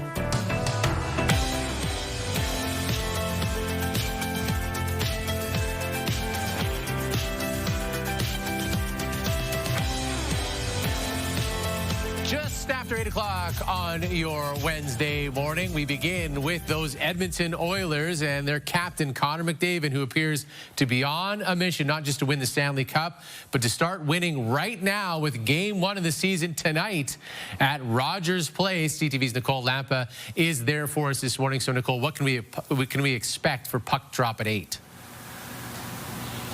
Kent, the crowd will most definitely be excited for the season home opener against the Flames. Fans now at ease that Captain Connor McDavid signed a team-friendly deal. However, there is a sense of immediacy from the Oilers captain for the team to start off strong, unlike the past 2 seasons. And starts with a good regular season and you know, an even shorter picture, having a good start to the season. So obviously that's what we want to do, something that has not been our MO the last couple of years.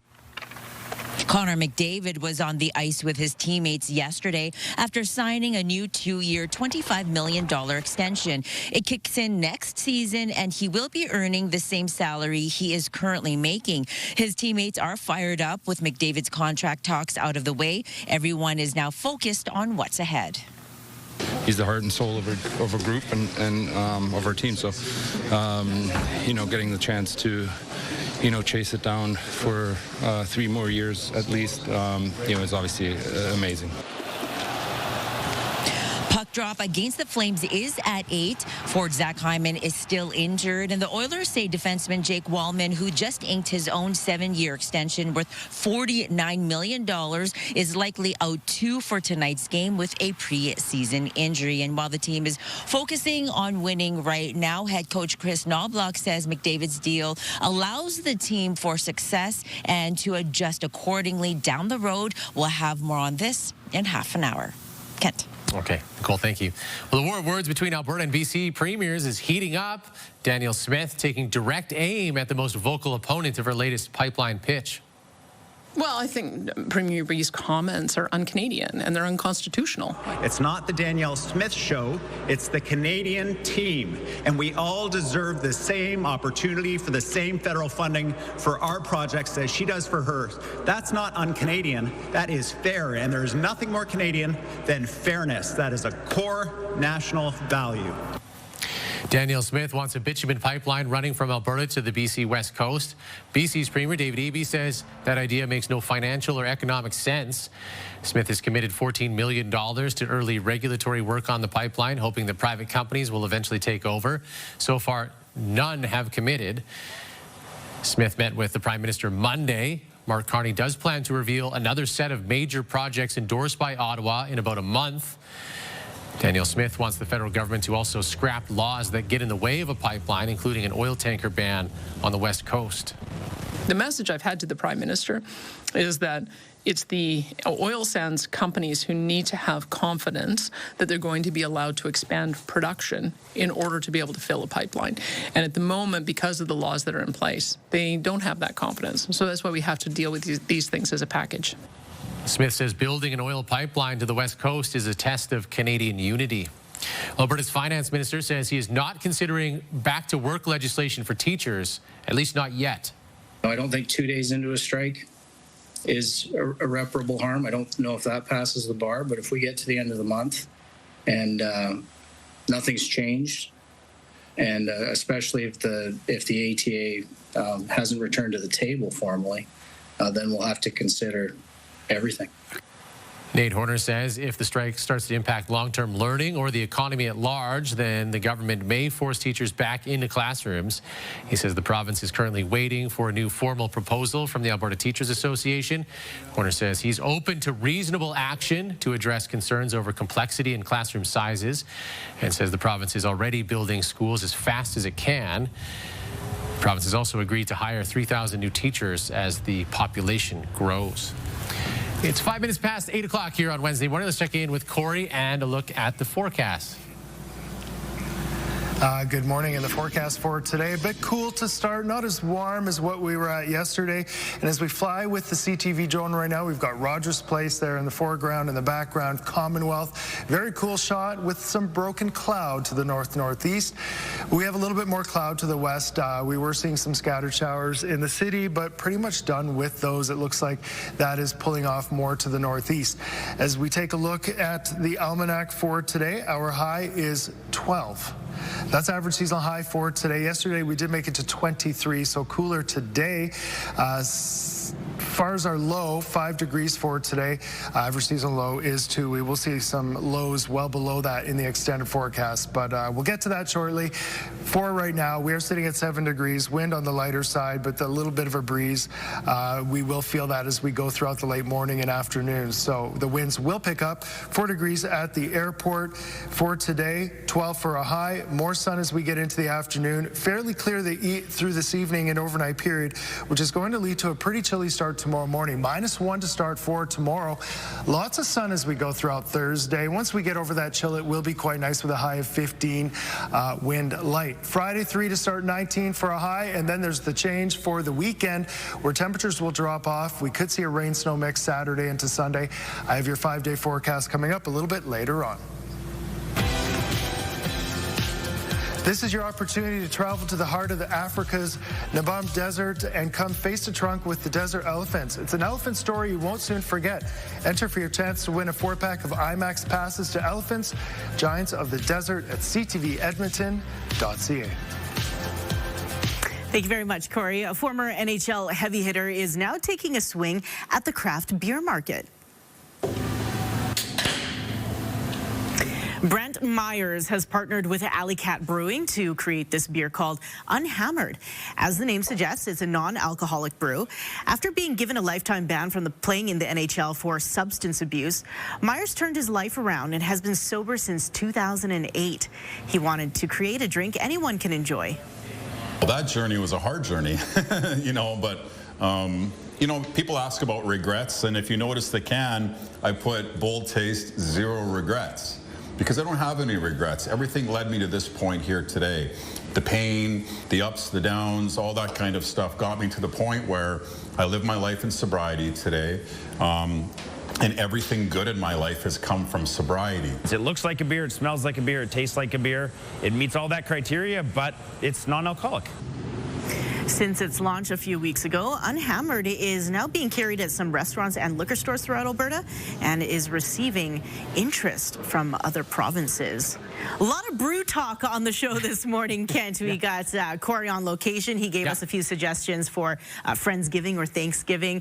And then today is National Canadian Beer Day. So, yeah, that was I think history. Brent Myers' new brew would count for that. Yes, so if you want to celebrate with that, that's a good idea. Yeah, good for very him. cool. Yeah. Very cool stuff. Let's take a look at traffic now, 9 minutes past 8 o'clock. New crash we need to tell you about. This is eastbound Ellerslie Road at Calgary Trail. Minor delays for now, though that is a busy section of road for many people, so be aware of that. We've also got volume issues northbound on the Henday on the west side from Lessard to the Highway 16 Yellowhead exits, and volume issues east and westbound Yellowhead Trail 121 to 82nd Street. That's a tight road there for many drivers, so volume is going to slow things down.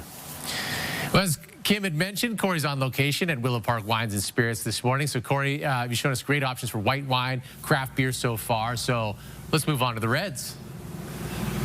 That's right. We've got a pair with some maybe with ham, or maybe you're doing something a little bit different. You've got some roast beef, some red meats for your Thanksgiving, and we've got the reds. Diana joins us. What are we going to start with here? We're starting with L'Aigle. It's from the Languedoc in France. High altitude wine, so it's from 500-meter vineyards. It's a very elegant wine, svelte, silky fruit. You're going to get notes of black olive and black cherry, complementing really the richness of the meal, but also because Pinot Noir is a lighter grape, it's not as full-bodied as your Cabernet Sauvignons or the bigger grapes, but it's going to give you that bright acidity that's going to cut through the richness of the meal. Okay. Now this next one, I have to say, the bottle is just pretty as well. It really is. This is from the Santa Lucia Highlands, so this is about 365 meter in height, and these high altitude vineyards give you freshness to the fruit. They allow the grapes to ripen more slowly, and so you get more complexity with both of these wines. And this is the Bel Glas Las Alturas from Santa Lucia Highlands. You're going to have notes of, think boysenberry pie, plum, you know, blackberry jam, that kind of thing, and also notes of spice, a little bit of nutmeg maybe in there, soft leathery notes, and the herbaceousness that you get with Pinot Noir. Really, really great for your, even with turkey. Yeah, and I'm going to say it again, but with this, the wax finish on it, it makes for a great gift as well. Oh, it really does. And it's easy to open. It's got a little tab. You just take the top of the wax off there and open as usual. So. Perfect. Okay, now this one is really cool as well. If you're thinking, that looks like a big bottle, it is a big bottle. This is a Magnum. It really is. And, you know, you're going to need a Magnum. It's Thanksgiving. But this is known widely as the chicken wine. It's the Vie Ferme, the old farm. But it's a very bright, fresh rosé. Who doesn't want to show up with a Magnum to Thanksgiving dinner? I mean, it just makes you look like a hero. But this is going to have, again, the bright notes that you want to cut through the richness of the meal. It has notes maybe more of fresh roses, strawberry, those sort of brighter fruity notes. And again, it's a contrast to the richness of the meal. So you always want to have that contrast when you're pairing food and wine. Perfect. Well, thank you so much, Diana. And stick pleasure. around. We're going to be talking about casks in our last segment here coming up in a short bit. And we'll also be taking a look at your 5- and 10-day forecasts coming up. Thank you, Corey. Also on the way, we're in the kitchen with some sweet tips on how to have a delicious and nutritious Thanksgiving weekend. Before we head into commercial break, let's take a look at Edmonton's gas prices. Average cost around town has gone down slightly overnight, just above $1.22 per liter. You're looking for cheap gas. You can find it at multiple Costco locations around town, including the one on 149th Street. Right now, reporting close to $1.13 per liter. Second place goes to Tempo on Maple Ridge Drive, $1.14 per liter there. And then Crawford Plains, that's in Mill Woods, $1.17 per liter. Gas prices brought to you by Action Furnace. Fixed right or it's free.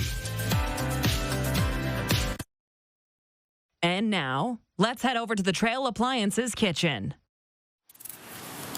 Well, as we approach Thanksgiving weekend, we have some inspiration for those with an abundance of apples or those who are about to go shopping. Registered dietitian Emily Mardell is here with some healthy recipes that you can put on your table for your family and for your guests. Emily, there are a lot of varieties of apples out there. Honeycrisp's a favorite for you. Why is that? Absolutely. Well, in our household, bigger is better. You know, my son Remy absolutely loves Honeycrisp.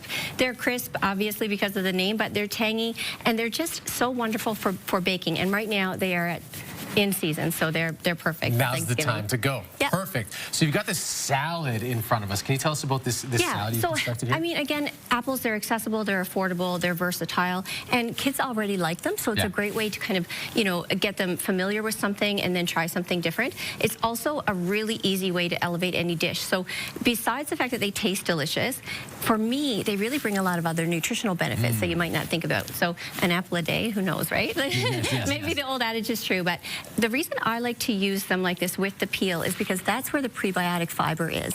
And the prebiotic fiber is what fuels and feeds the probiotic fiber in the gut. So really great for gut health, really, really awesome to have kind of at the dinner table in any salad. And this is super, super simple. We're going to double down on the apple flavor and make an apple cider vinegar. This, or vinaigrette, pardon me. This has some Dijon, has some maple syrup. So we're going full Canadiana. Sure, kind of on a plate with this. Yeah, absolutely that sounds delicious. good. And then, that's easy to assemble. You can just dish that up whenever you need to on the table. Pumpkin seeds, dried cranberries, like you have to slice an apple and an onion, and then you're good to go. So even if guests are uninvited and they show up, you can pull this together. You can throw this together, I promise. Okay, great. Now let's also move on, because you talked about nutrition in the salad. Maybe end off the meal too. Apples being so of the season right now. What else are we working on? So always looking for ways so the kids can kind of get involved, but again, minimal chopping and that sort of thing. You could make the crumble ahead of time. So crumble, crisp, whatever your family calls it. In our house, we tend to call it a crumble. I like to do a couple things to kind of elevate the topping. Always use a whole grain oats. I like to use some like almond meal, like an almond flour, just to cut the actual flour that's in it, even though that's needed too, and some crunch, either from some nuts or seeds or dried fruit, something that's going to give a little bit of texture. So bring it all together. I like to use a little bit of maple syrup, some spices, that sort of thing. And I used some olive oil this morning, but don't tell my grandmother, because she'll say, if you made crisp without butter, I might not talk to you for a little while, so don't tell her. But here are the halved Honeycrisp apples, again, with the peel for that prebiotic fiber.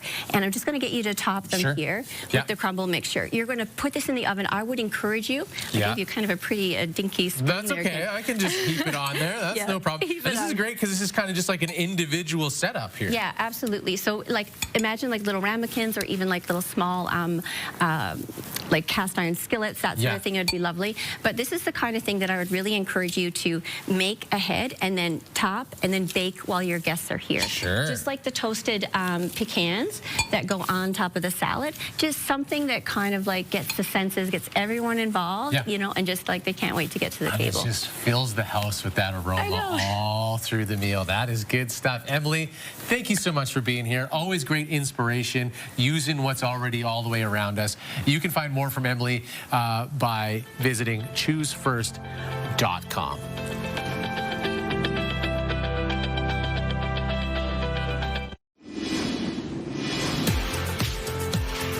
Here is a view from the Action Furnace River Valley Skycam. Action Furnace fixed right or it's free. 6 degrees right now here in the city. Still seeing a little bit more cloud on the west and the southwest side of the city. With that, there are some scattered showers not too far. We'll take a look at that shortly, but first some other temperatures. 9 in Fort McMurray, 7 in Cold Lake, and 8 in Lloydminster. We do have some cool starts though. Grand Prairie sitting at 0 and then 3 in Jasper. And we are going to be sitting around the freezing mark tomorrow morning, so get ready for that. Up towards Lac La Biche, we do have some scattered showers and rain there. That is pulling to the northeast. Looks like we're done with most of the stuff off to the west now, so it doesn't look like we'll see many more showers here in and around the Edmonton area, so that is good. Pretty much done with that. There are some areas, though, north of Edson, west of Drain Valley that are seeing a little bit of a rain-snow mix, but that is breaking up as they pull to the northeast. As we take a look at the futurecast, we will see some clearing as we head into the late morning and afternoon, and especially as we go throughout the evening. Fairly clear sky. It'll be a sunny start to tomorrow morning, but a crisp start at that. For today, 12 degrees, a little bit of a breeze. As we go throughout the evening, fairly clear. Tomorrow morning, we start off around -1. I have your 5-day forecast next time we chat weather. Hey there, Lindsay Hamilton inside the Sports Center newsroom with your must-see moment from Tuesday. And for this one, we are taking a trip to the Bronx. It is Game 3 of the ALDS. You have the Blue Jays and Yankees, top 5 here.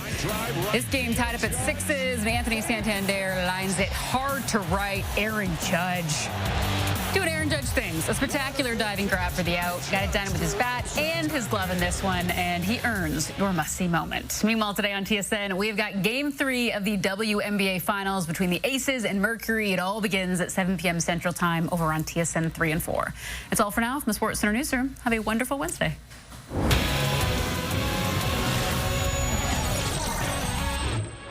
TSN Must-See Moment, brought to you by Century Casino. 3 great locations, Edmonton, St. Albert, and Century Mile.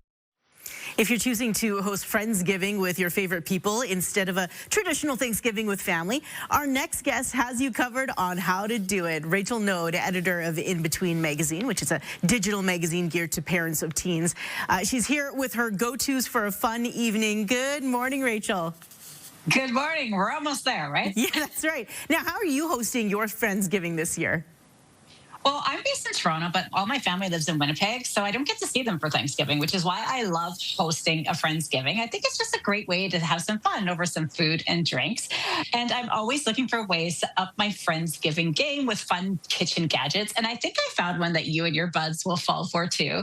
This is the Ninja Slushie. It's perfect for making big batches of delicious and frozen bevies in advance for all your besties. It has an 88-ounce capacity, so it's great for serving up drinks drinks to a crowd. And I think it's just a fun way to add a new twist on your fall favorites. So like, why not serve an apple cider slushie with your appetizers? Or if you're doing a brunch, make this pumpkin spice frappe slushie. Obviously, you can add alcohol to these drinks if you want, or not if you want to keep it family friendly. But what's really cool about this machine is that it serves frozen drinks, but it does not need ice. It has this rapid chill technology that freezes liquid evenly for a smooth and flavorful result. It's super easy to use. There's 5 preset settings, so you can control the texture of your drink. Maybe you want it light and sippable. Maybe you want it thick and spoon-worthy. Either way, there's so many recipes you can choose from. Just go to sharkninja.ca. Nifty gadget. All right. What's your solution for stress-free Friendsgiving cooking? True story. When I'm in the kitchen and I'm making, a Thanksgiving or a Friendsgiving, I have lots of pots and pans on the go. Yeah, I need help to make sure that nothing burns or settles. Also, true story. I hate it when people are in the kitchen trying to help me to make sure nothing burns or settles. So this year, I have found the solution to stress-free cooking support, and it is this automatic stirrer from Lee Valley. This is great because it keeps dishes moving while you can focus on entertaining or like answering the door, or maybe just focusing on other elements of the meal. The feet are designed to sweep the bottom of the pot or the pan. Yeah, it keeps the stir in motion. And what it does is it lifts the contents so to prevent any settling or burning. It has 3 settings to accommodate thickness depending on what you're making. And at the end of the evening, the nylon feet are heat resistant and dishwasher safe for easy peasy cleanup. And you can pick this up at your local Lee Valley or online at leevalley.com. That is so cool. Yeah, that's going in my gravy pot, like for sure. That's great. I know. Now, do you have a hack when it comes to celebrating Friendsgiving? Well, Friendsgiving is often hosted potluck style, which is a lot of fun. And if you want bragging rights for bringing winner chicken dinner, you want to find these meals from Ricardo. Ricardo has a gourmet product lineup to simplify and inspire your Friendsgiving and other dinners, dinner gatherings this fall. But it's great because it means you're spending less time in the kitchen meal prepping and more time at the table with your friends. Sorry, I'm going to cough. Sorry. You bring them this peanut chicken or like this chicken hunter stew. It's absolutely delicious. And at the end, there's this raspberry chocolate cheesecake, which is just amazing decadence. It's so delicious and creamy. And you can grab it at your local Safeway. Right on. Rachel, thank you so much. Have a fabulous Friendsgiving. You too. For more great ideas, you can find Rachel on Instagram at Rachel C. Node.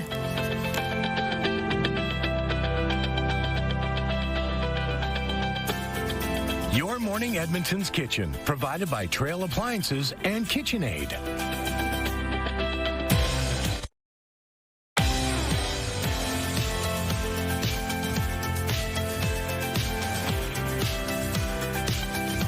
Good morning. It is 8:30 here on a beautiful Wednesday. Hopefully you're off to a great start to your day. Home opener for the Oilers later tonight. And we've got some news regarding the team coming up in just a few moments. Corey's out and about with the forecast coming up in a little bit. But Kim, what else is going on this morning? Yeah, lots going on, including Mayor Amarjeet Sohi, who is sitting down with us for an in-depth discussion, including what he thinks is the biggest election issue and some advice for the next mayor. That conversation is coming up in a few minutes. First, the news you need to start your day. Kent, back to you. Thank you, Kim. We have some breaking Edmonton Oilers news ahead of the season opener tonight. The team has just signed a 3-year contract extension with defenseman Matthias Ekholm. CTV's Nicole Lamp is at Rogers Place for us this morning. So, Nicole, what do we know about this new Ekholm deal? Well, Kent, the Oilers just announced it within the last half hour, saying it is a 3-year contract extension that starts next year. Ekholm will be making $4 million a year, so this deal is worth $12 million. And it comes just a couple of days after Captain Connor McDavid signed his own team-friendly contract extension, saying right now for him, it's not about the money. It's about winning, and that's always what I've preached, and so I think this deal gives both sides what they're looking for.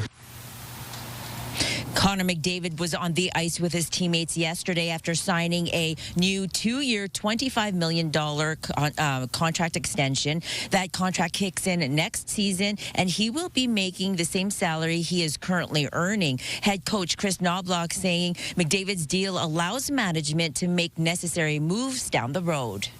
his commitment is 100% the Edmonton Oilers and the city of Edmonton. So, yeah, I think he's put our team in a good situation to be successful and do the things that we have to do to adjust our team. The Oilers face off against the Flames tonight. Forward Zach Hyman is still injured, and the Oilers say defenseman Jake Wallman, who just inked his own 7-year extension worth $49 million, is likely out too for tonight's game with a preseason injury. So a lot of fresh developments, including this new Ekholm deal.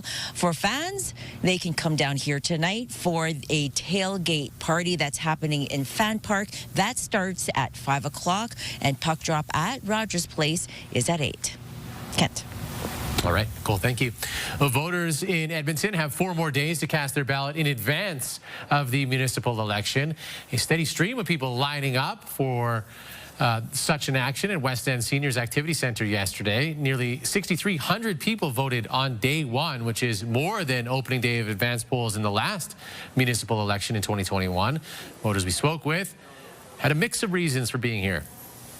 Vote now, vote early, and get that right person in there, or you have the same thing as what you got right now. I felt good about the person I voted for and his team. So, yeah, I was determined to cast my vote. Well, in case something happens where I can't vote, I vote early so that I can get it done and that's over with. 12 advanced polling stations will be open until Saturday between noon and 8 p.m. You can only vote at your ward's designated advanced voting station. Your location can be found on the Edmonton Elections website. A new petition about education funding will be soon circulating as 51,000 Alberta teachers stay away from classrooms. The proposed question asks, should the government of Alberta end its current practice of allocating public funds to accredited independent private schools? These schools also charge admission fees. A report by the Public School Boards Association of Alberta says the province leads the country in private school funding. The report shows in 2021, Alberta spent more than $314 million on private education. The Alberta Teachers Association president says that number is now higher. The public system is starved right now for funding, but private education is not. You know, some of those alternative paths definitely take pressure off the public system as well. Elections Alberta tells CTV News the petition will begin collecting signatures in a week. About 178,000 signatures are needed to force a referendum. The Union for Striking Canada Post Workers is planning to meet with Canada's procurement minister today. Postal workers took to the picket lines nearly 2 weeks ago after the minister outlined sweeping changes to the service, including reduced mail delivery, post office closures, and the phase out of door-to-door service. The union says today's meeting will focus on demanding those changes be rolled back. The union says Ottawa's plans will hurt the long-term future of the postal service. Canada Post has welcomed the proposed changes amid stark financial challenges. And a new corner store at the Old Strathcona Farmers Market is now open. Let's go shopping. It is called the Side Door. It gives shoppers another option for groceries and local goods for more days during the week. Ward Councillor Michael Jans was there for the ribbon cutting and says the new addition will bring more and more people to the area. The city as a whole is growing in the core. There's new apartment buildings under construction. There's new buildings that are becoming in future, and those people need somewhere to shop. They need somewhere to get groceries. People are looking for unique products that the market has to offer. Though the main market will still be closed during the week, you can now shop by the Side Door Tuesday through Sunday from 10 in the morning until 6 in the evening. You're taking a live look through the CTV drone where we have partly cloudy skies. We look to the northeast. This is the downtown core. We've got Rogers Place in the background there, which is probably going to be very busy tonight with the Oilers playing against Calgary. As we look towards the forecast, a bit chilly to start off this morning. It's going to be a lot colder tomorrow morning, though. Stony Plain 6, 5 at the airport, 6 at the Blatchford Station, 4 Elk Island, with a little bit of a breeze to start off this morning, so adding to that chill. Most temperatures temperatures coming in at 6 degrees to start off this morning. Beverly at 7. Our high for today, not a big warm up, 12 degrees, maybe about 13. That'll be about it for warming. We'll see a lot of clearing as we go throughout the afternoon and evening. A little bit of a breeze throughout the afternoon, and then the wind settles down as we go throughout the evening. It's going to lead to a chilly start tomorrow morning. -1 to start, wind light, but lots of sun as we go throughout Thursday. 15 for a high, so quite nice into the afternoon. 19 on Friday, and then the weekend we do see a weather change. 8 on Saturday. Could see some scattered showers, especially later into the day. And then overnight into Sunday, we could possibly see a bit of a rain snow mix. There's a slight chance of that. -2 to start Sunday, 3 for a high with some late afternoon breaks in the cloud. That sets the tone for next week, especially with the overnight lows, all of them starting off below the freezing mark. I have more details on that. Your 10-day forecast coming up in 15 minutes. Your morning just got a whole lot richer. We are giving away a staggering $20,000. Imagine what you could do with that. A dream vacation, home renovations, paying off bills. The possibilities are endless. Today's code word is treat. Head to the contest page on ctvedmonton.ca or scan the QR code on your screen. Enter treat with your info for your chance to win CTV Your Morning Edmonton's $20,000 giveaway. Good luck. Thank you, Corey. Well, a group of tourists in South Africa are recovering after an elephant charged them while on safari.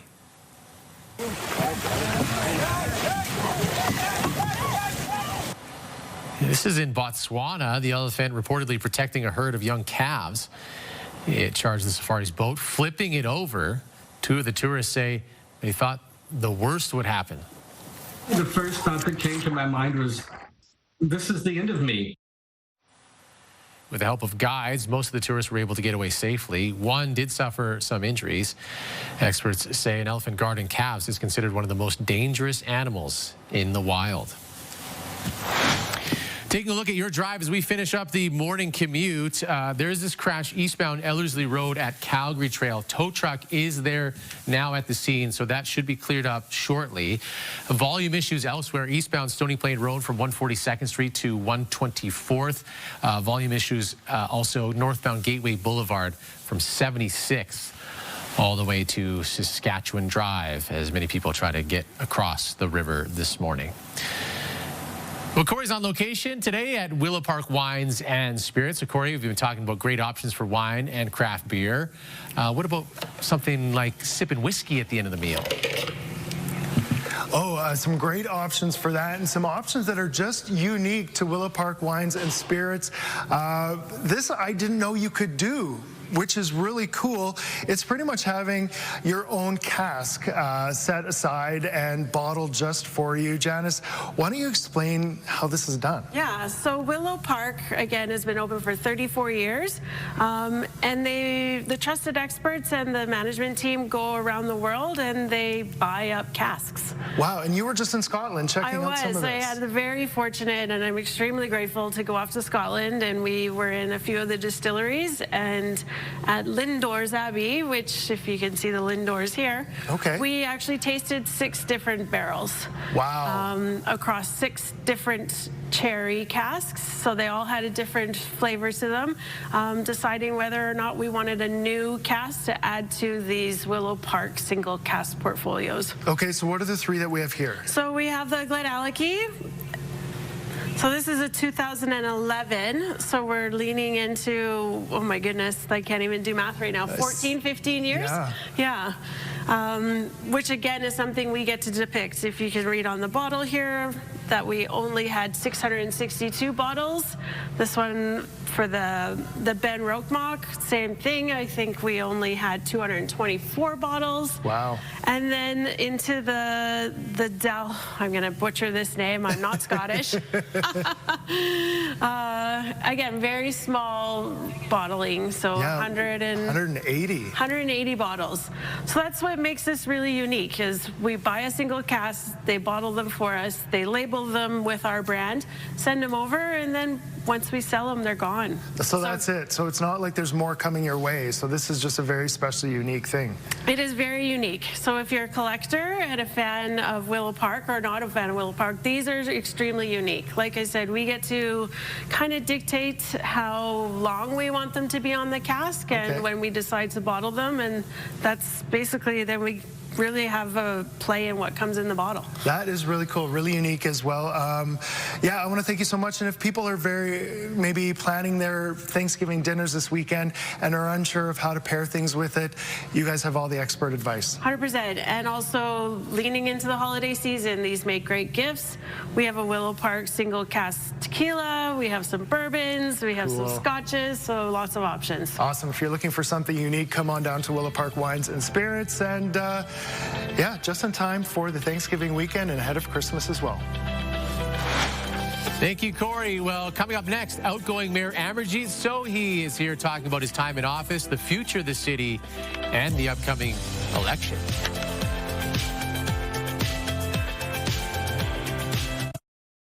Wake up with Your Morning Edmonton. Brought to you by CIR Realty. Making real estate easy in Edmonton, Red Deer, and Central Alberta. Well, in 2021, Mayor Amarjeet Sohi earned his job comfortably, taking home 45% of the vote. He's now leaving office after one term, choosing not to run again after 4 years of hard choices and high taxes. He joins us this morning with just weeks left in the term. Good morning to you. Congratulations on the past 4 years. Serving as mayor is a tough job. What do you think your legacy is going to be as you leave? Well, thank you so much for having me. It has been a great privilege to serve my city over the last 4 years.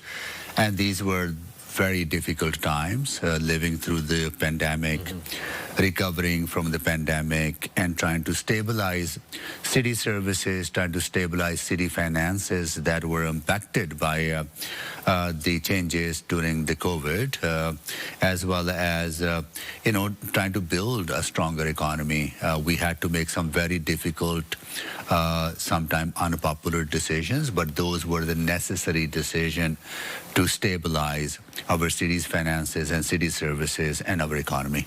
So there's a lot of frustration out there. A Leger survey just found that 2/3 of Edmontonians think the city's on the wrong track. What do you say to that? There are real challenges out there, challenges that are beyond the capacity of city council to tackle. I hear a lot of frustrations on the issues of houselessness, mental health issues, overdose crises that are killing our neighbors every day. And we have done what we could have done. We have built more homes over the last 4 years, including affordable homes, including Indigenous-led affordable homes than we did over the last decade. We have invested more in crisis diversion teams. We have increased police funding to respond to safety concerns, as well as doubled our transit peace officers and hired 8 teams of social workers. But the root causes of those issues remain, and those are federal and provincial responsibilities, and those governments have stepped up. I give them credit for that, but not to the level that the need exists in every major urban center, not only here in our city. And that's where the challenges are. I think that would be a huge task for new council and new mayor to continue to work with those 2 orders of government to mobilize resources that we don't have as a municipality and make a real difference in the lives of Edmontonians. So as you leave, there are many people who are vying for your job. We don't know who's going to be yet, but do you have advice for the next mayor of Edmonton? I think over the last 4 years, we have made significant, important decisions. For example, how we grow in our city. We have encouraged more infill development in our mature neighborhoods, densifying those neighborhoods. I hope that future council will carry on that work, because if we don't do that, we're going to build a very unsustainable city, both financially and environmentally. And because people from mature, we are seeing a declining population in mature neighborhoods. We need to revitalize those neighborhoods. We got to continue to invest back in core municipal services. We invested back in public transit. Our ridership has recovered. We actually more people riding today than they were riding our buses and transit system in 2019. We put more money back into our snow clearing program. We had the least amount of complaints in 2024 compared to past years. We have the best funded police service now in Canada, and we are seeing the results. The crime is declining, as well as we are opening libraries on Sundays. We extended our recreational service hours. I think we've got to continue to build those core municipal services and don't walk away from them. At the same time, making sure that we are keeping our housing affordability as well as maintaining our overall affordability in the city. Last question before you go, and this is just going to be a yes or a no. Yeah. As you step away from the mayor's office after serving as a councillor and federally, is this the last we see of you in public service? I have no desire to run for public office in the near future, but Edmonton has given me so much. This is my home, been home for 44 years. This is a community that lifted me up and gave me the opportunity to serve our city. So I'm going to continue to give back in various other ways that I can, whether it's through a community volunteer organization or other ways, right? So you won't see, this won't be the last time you will see me, but you will see me in different roles, trying to help build a better city for the future and continue to do my part. Well, Mr. Mayor, thank you so much for your service. Thank you so much for having me.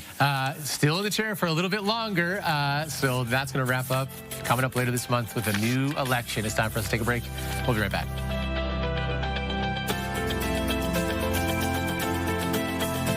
Programming brought to you by James H. Brown Injury Lawyers, the heavy hitters of injury law.